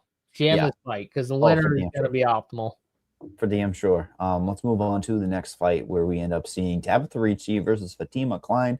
We have Fatima Klein coming in as a big favorite here. She is a -470 versus Tabitha Ricci, a plus 360. Remember when we used to be getting like Tabitha Ricci reaching these levels of favoritism?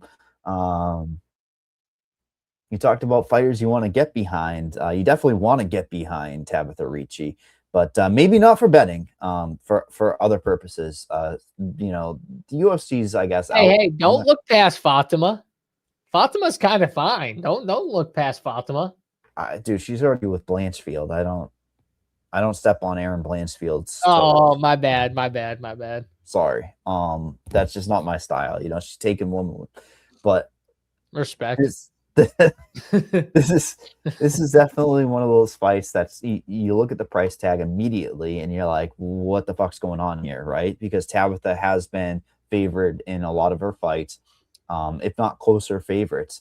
And I think it's because of the striking, right? Do you think it's as simple as the grappling can negate itself if it does? And then Fatima could just out volume her over 3 rounds, which maybe will look great for her win equity, but 9,300, she's got to be exact. It's going to be difficult for her to get that tag price paid off. But 6,900 for Ricci, nice. No, I'm kidding. If she keeps it close, 6,900 is going to be okay and in play.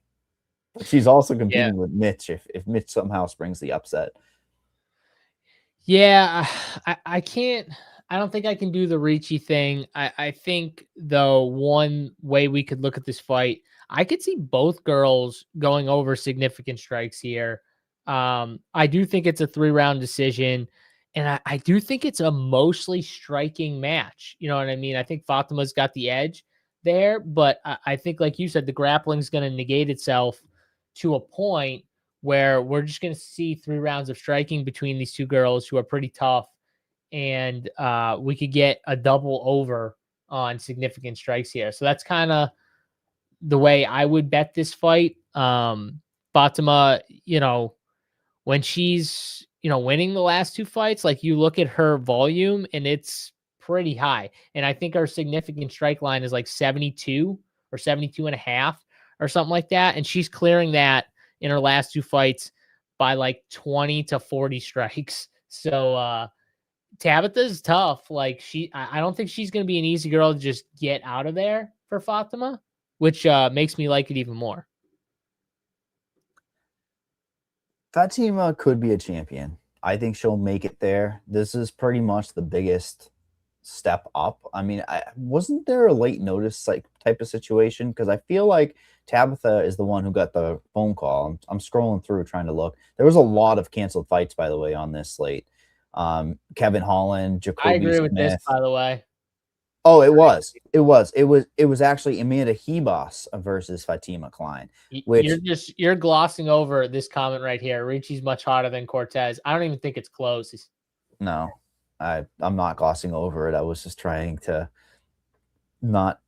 I mean, natural beauty is a thing, right?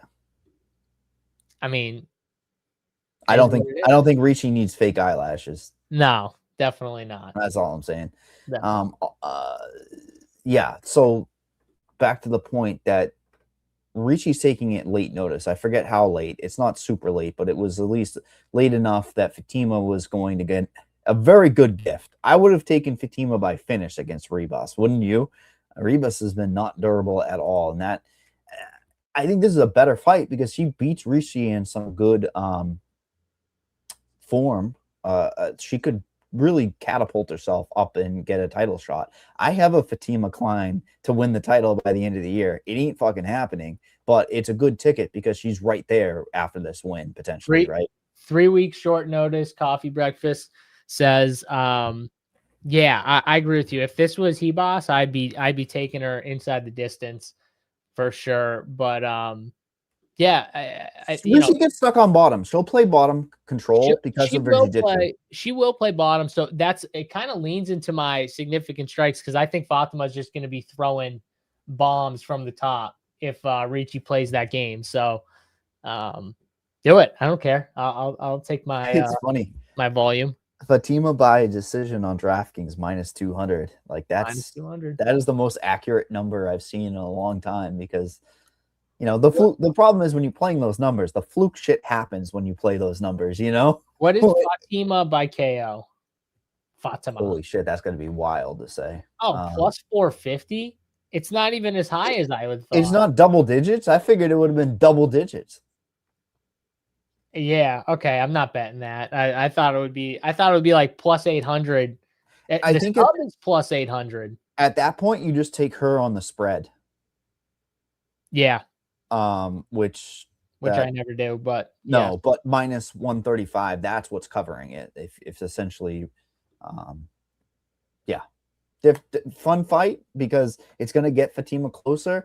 Not a fun fight for Ricci, who's going to really need to get a bounce back spot. And trust me, Callum Walsh is going to be like, hey, Dana, I know I'm your boxer, but like my girlfriend, she needs like to step down in competition to get a finish.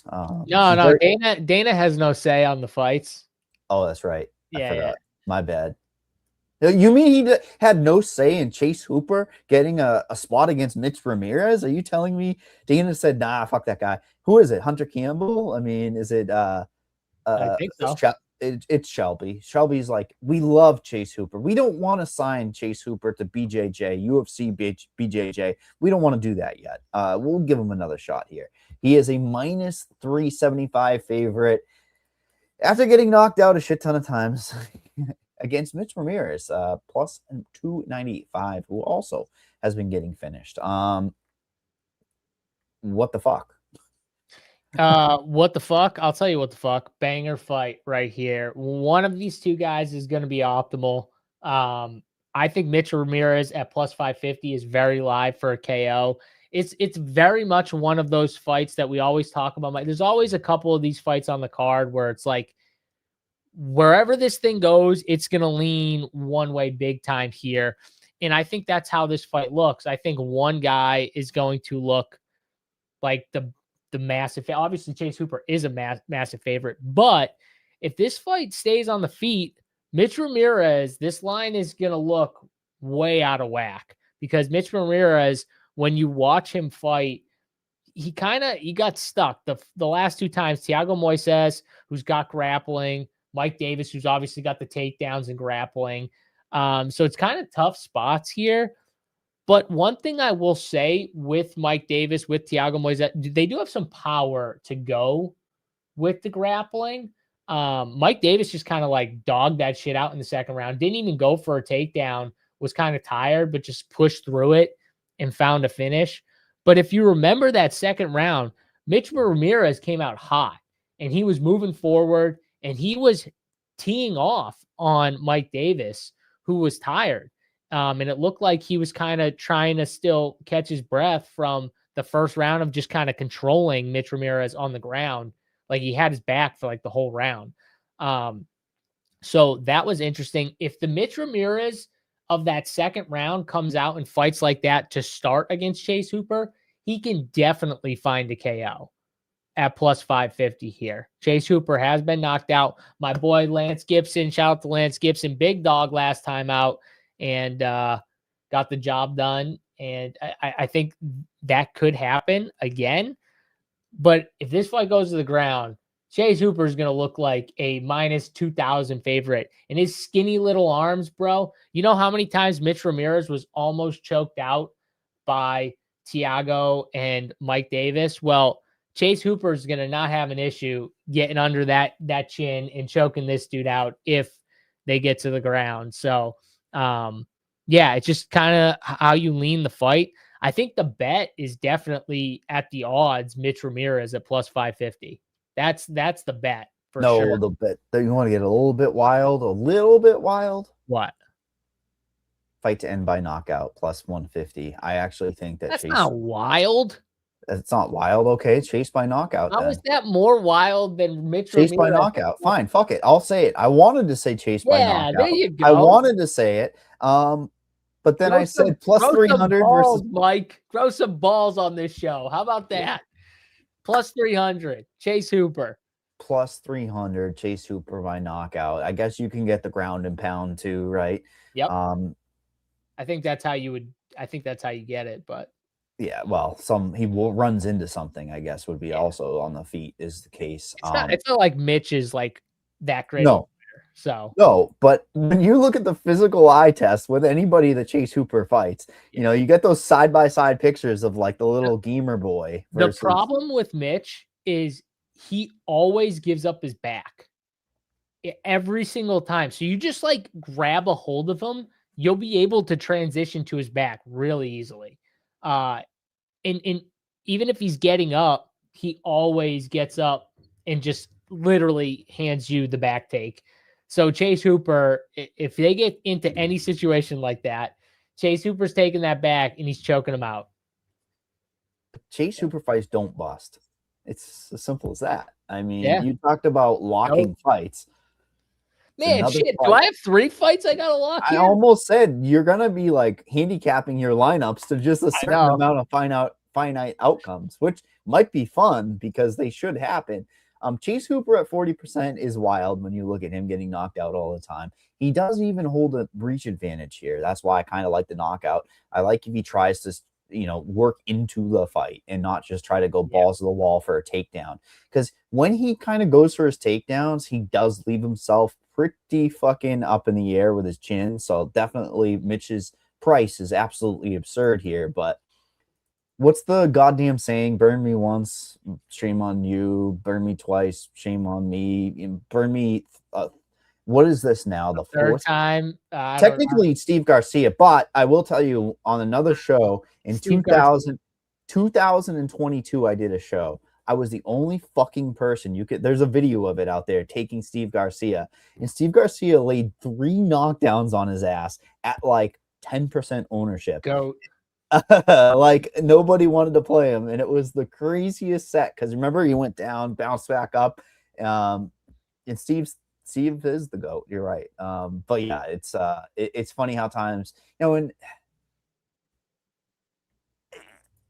at least he's got another path of victory, path of making money after this, right? He's got a BJJ, Yeah, he'll be fine. UFC, but Mitch, I think, is do or die for him, man. He'll be 8-4, and we know he's gone. Loser goes home fight, actually. Fair enough, I think. It could be. It could be. Definitely a fight I'm going to be interested in. And yes, I am on Chase Hooper. Yes, I think he might have an advantage even just putting volume out there. You look at 4.5 significant strikes. He actually has 3 significant strikes coming in, but that's because of the grappling that he negates what's coming back towards him. Negative differential, I always talk about it. Mitch Ramirez absorbing 4 compared to his 3.5 out. So one of those stats that I always point to as an important one. Now we talk to guys that are untrustworthy. Now we've got an old man. We've got Jared Cannonier versus Christian Leroy Duncan. DraftKings Sportsbook minus 395 for CLD. Cannonier plus 310. How the fuck could you trust Cannonier? I think is a big situation here. But when you talk about the volatility, I feel like CLD leaves a lot to the imagination. He doesn't go out and win fights. He just does not do that. So I think blindly betting against him might be a play long term because like Cannonier can win rounds based on power shots. I don't know how I can really get behind him at 42 years old. Can you? I mean, am I talking myself into wanting for win equity? I think it's bonkers that he's plus 300. I understand CLD has more tools to win the fight. Cannonier coming off a bunch of surgeries as well. Cannonier 10% owned, CLD 25. I'm buying into this fight because it's so fucking low owned. It's so low owned, dude. It's one of the lowest owned fights on the whole entire slate. So I will just say, in years past, this is where I would blindly just bet Jared Cannonier at 3-1 dog, because the line does feel a little disrespectful here to Jared Cannonier, who has fought a lot of good competition. Obviously, he's had a couple losses recently.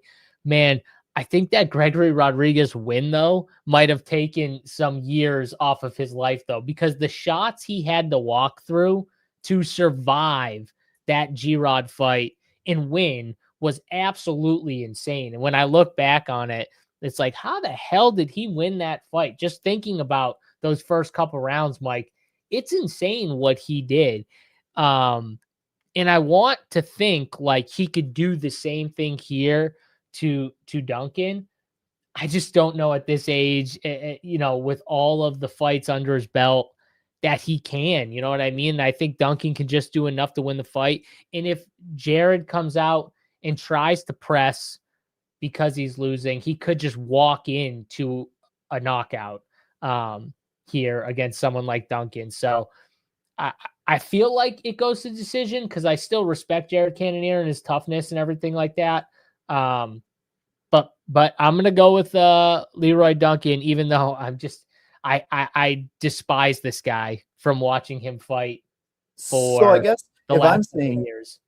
if I'm just saying blindly bet against him because the volatility that he fights with, why wouldn't I just take the split decision? Like, Yeah. that's the only problem is that you almost wish that he was favored to win inside the distance, so that number goes and balloons up.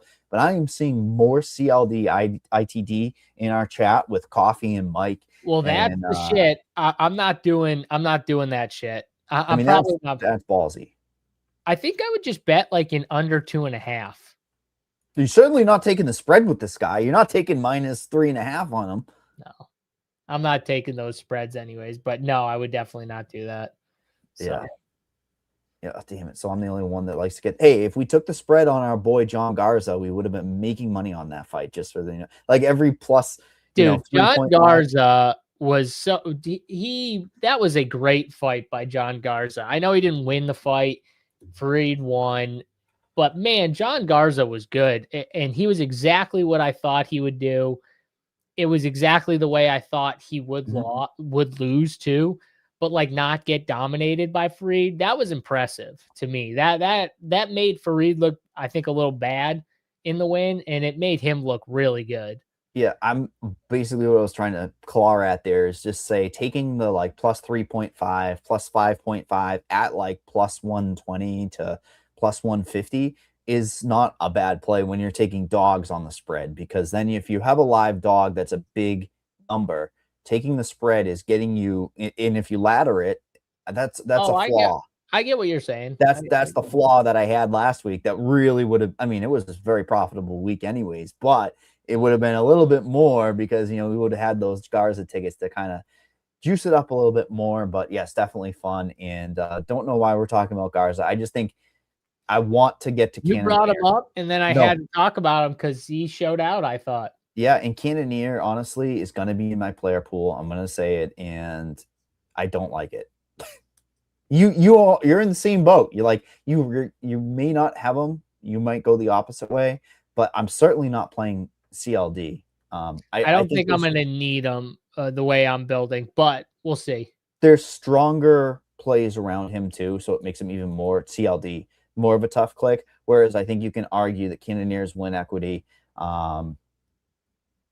is stuck in between two very interesting plays, the Usman and the Ramirez. So when we talked about Usman there, right, priced near him, we have Kamaru Usman versus Dricus du Plessis. We have du Plessis on DraftKings Sportsbook, a -205 favorite. Come back on Usman, a +170. Ownership for the former champion is 50% on my projections. A little wild, but I do think that you can't get behind a lot of underdogs with a lot of passive victory, whereas Usman has those takedowns in his back pocket. Du Plessis, I think, is going to be about a third of the field. So, I mean, if you think du Plessis is going to get done in a round or two, you're probably going to want to take him for fantasy. That's that same type of situation that we talk about where you've got a favorite, lower owned, that can kill off a lot of it. Usman and his bad knees. What do you think, GSU? You think we can get a rinse repeat type of situation or some control time? I mean, du Plessis was facing the best in the world. He's facing an old man, former best in the world.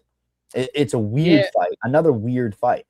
I think I do think it's a weird fight. Obviously, there is a size advantage, but I still think Usman is going to have the advantage. Yeah, he's older, but he still has that just one path that is going to make it really tough, I think, for Dricus. And whenever he needs to go there, and the knees I know they're bad, but they still just hold up, man. He still just finds a way to to stay upright and keep going here.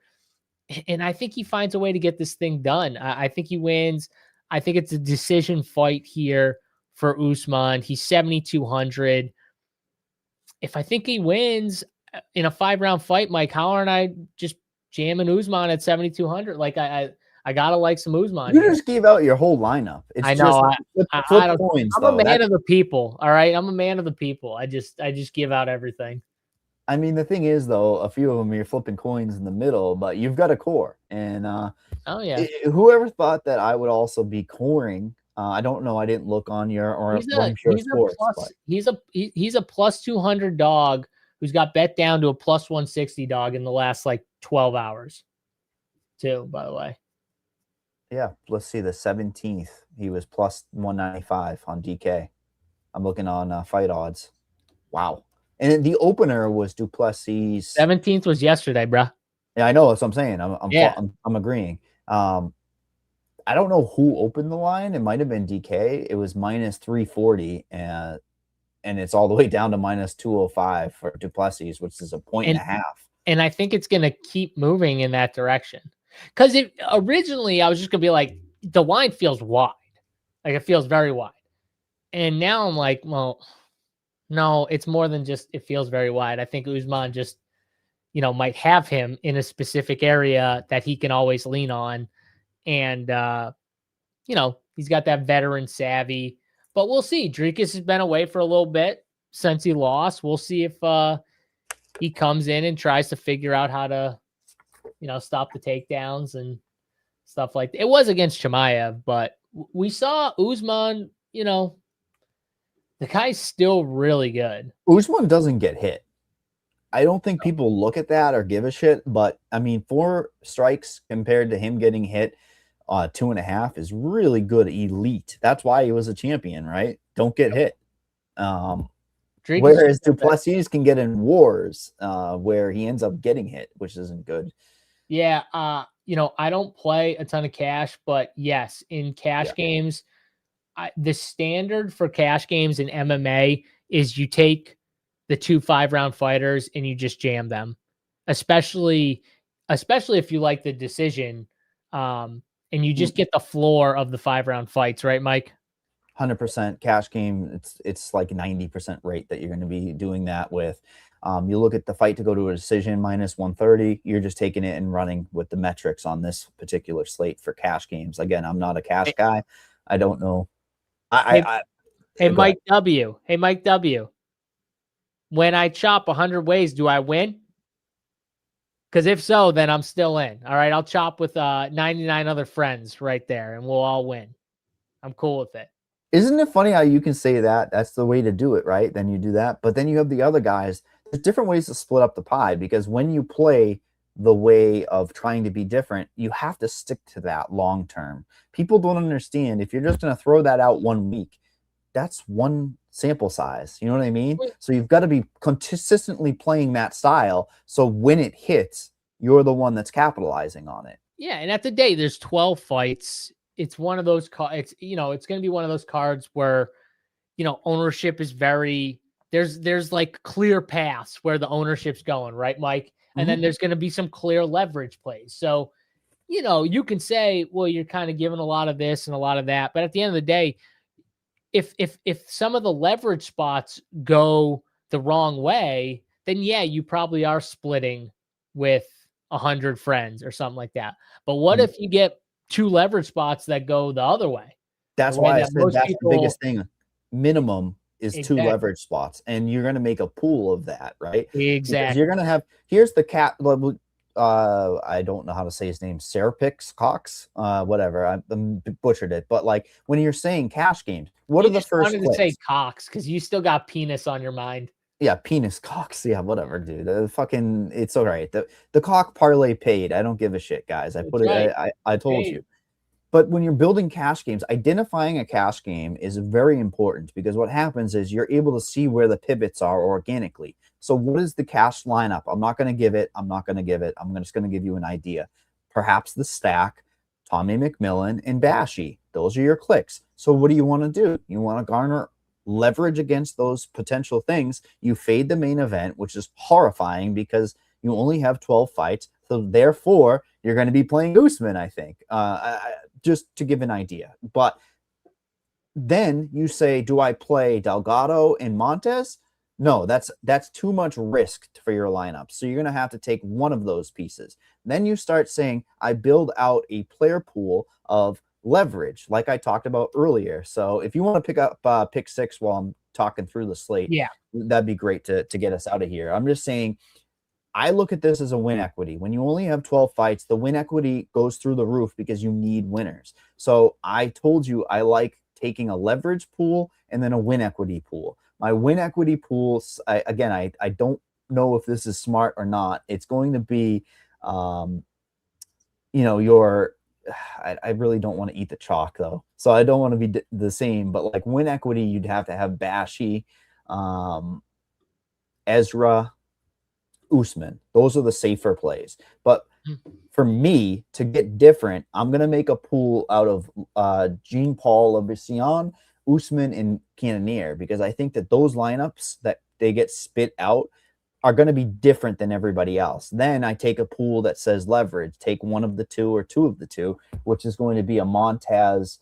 And who do we say? Is Hines going to be lower owned? Who was the favorite? Oh, Hines and Anderson, right? Or the two favorites that we both liked that are going to be lower owned as favorites. So then when you start cocking through the slate, that's where, you get high level. I love this. I could talk it all day. You see me going wild right now because I love it.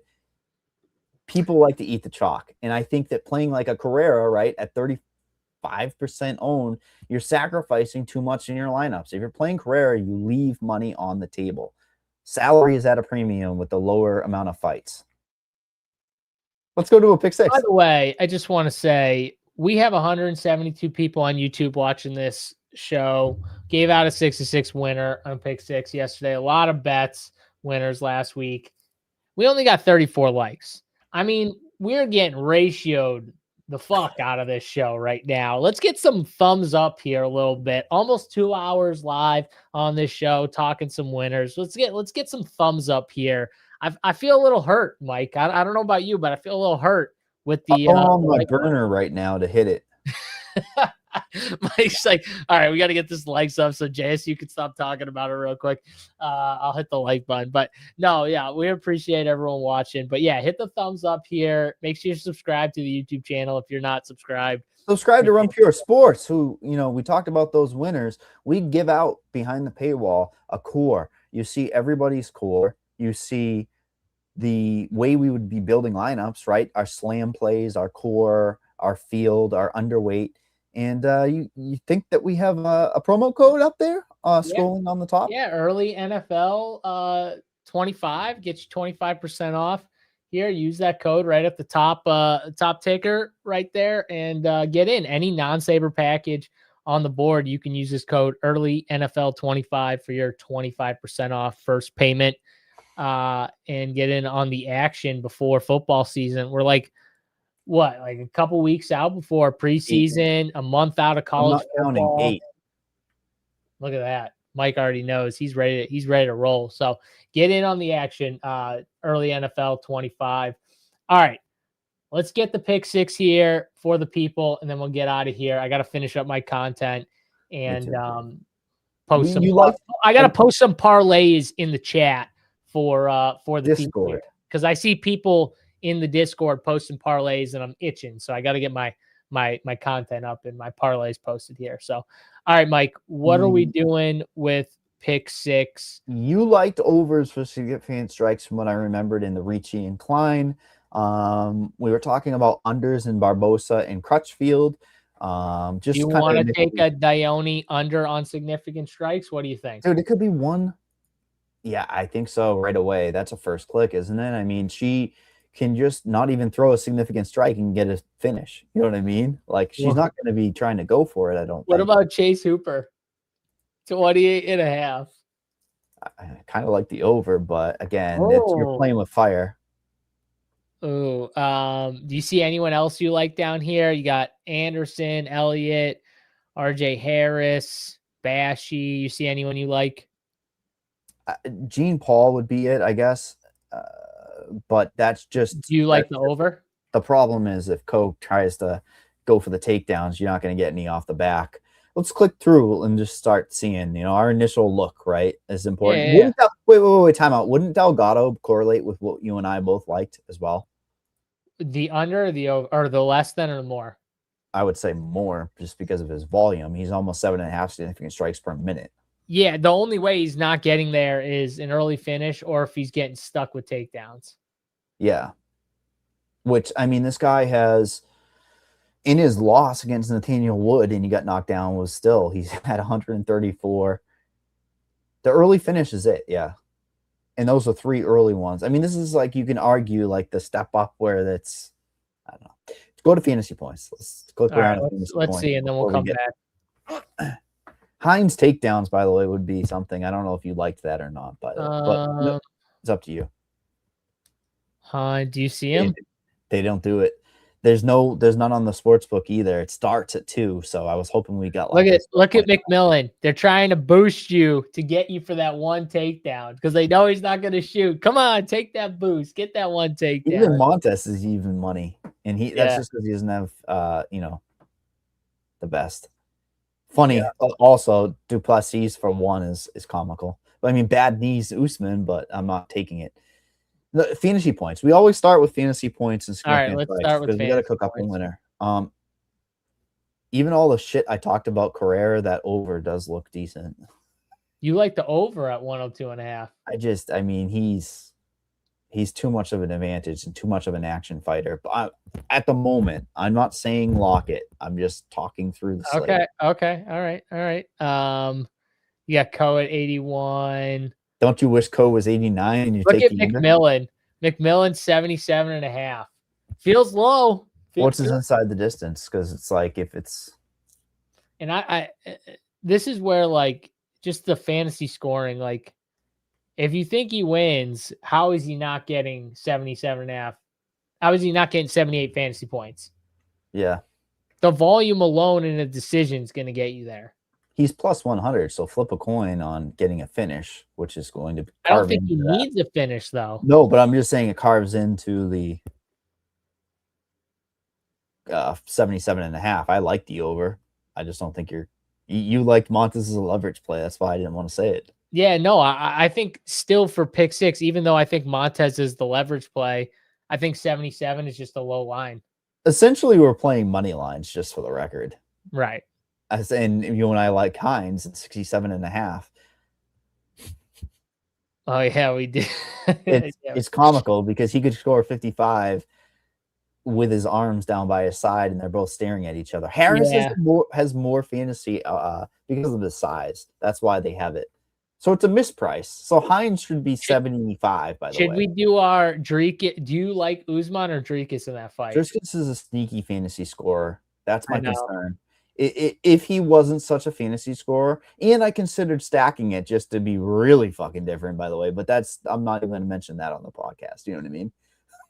Well, I was thinking, I was like, you could go under and over for Dricus and USMAN, but if you don't like you could go more and then less. Let's do that. I mean, you kind of like that. That's been a nice thing for us. Especially because, like, a decision, he's never touching 88 points in a decision. Yeah, probably not.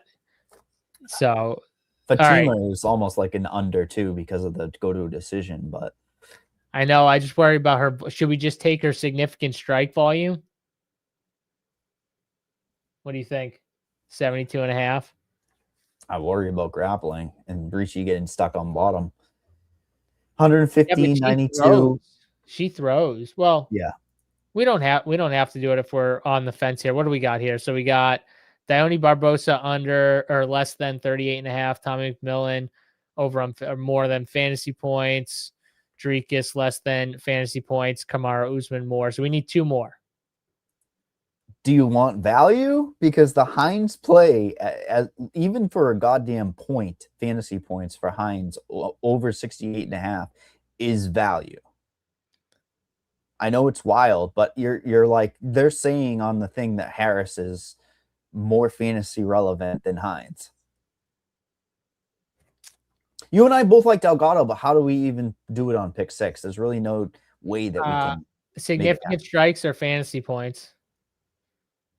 Can we go under on Bashies? No, probably not. Let's see. Down below. Down below. Nope, of course not. What about fantasy points? Can we go under on Bashy and fantasy points? Of course not. Do you see what I'm saying about Harris and Hines? That's very telling that they think that Harris is the better scorer than Hines is. What if they both just aren't good scorers? Don't do what you're thinking. No. All right, I won't do what I was thinking. No. I was thinking Double about stack. Yeah. Yeah. I was. You can do that on your own on your foreplay. Yeah. I'll do it on my own on my foreplay. Yeah. There. Do you see any other fantasy points you like before we go to like? Notice too, DraftKings. Where's the submission props? They don't want the submission smoke, Mike. I don't see it. Where is it? Crack them once. They say no mas. Hey, time. We haven't looked at time. Yeah. Let's do control time because just to start because it's different, right? There's subjectivity to a certain degree. Oh fuck! Immediately I'm at Klein. Immediately I'm like drawn into it. John Pierre 0.9. No one wants a 0.9. Yeah. And I want Hines again there, but no. Yeah, nothing to be had there. Nothing to be had. Unless you're saying Usman, but I don't think they're going to let us have a 3-piece. No, they won't. We already got Usman too, so. Time, is there any plus money on time of fights that we both agreed on that can go to a decision or something crazy? Is there any? Not a lot of like, there's the 0.9s for a lot of these.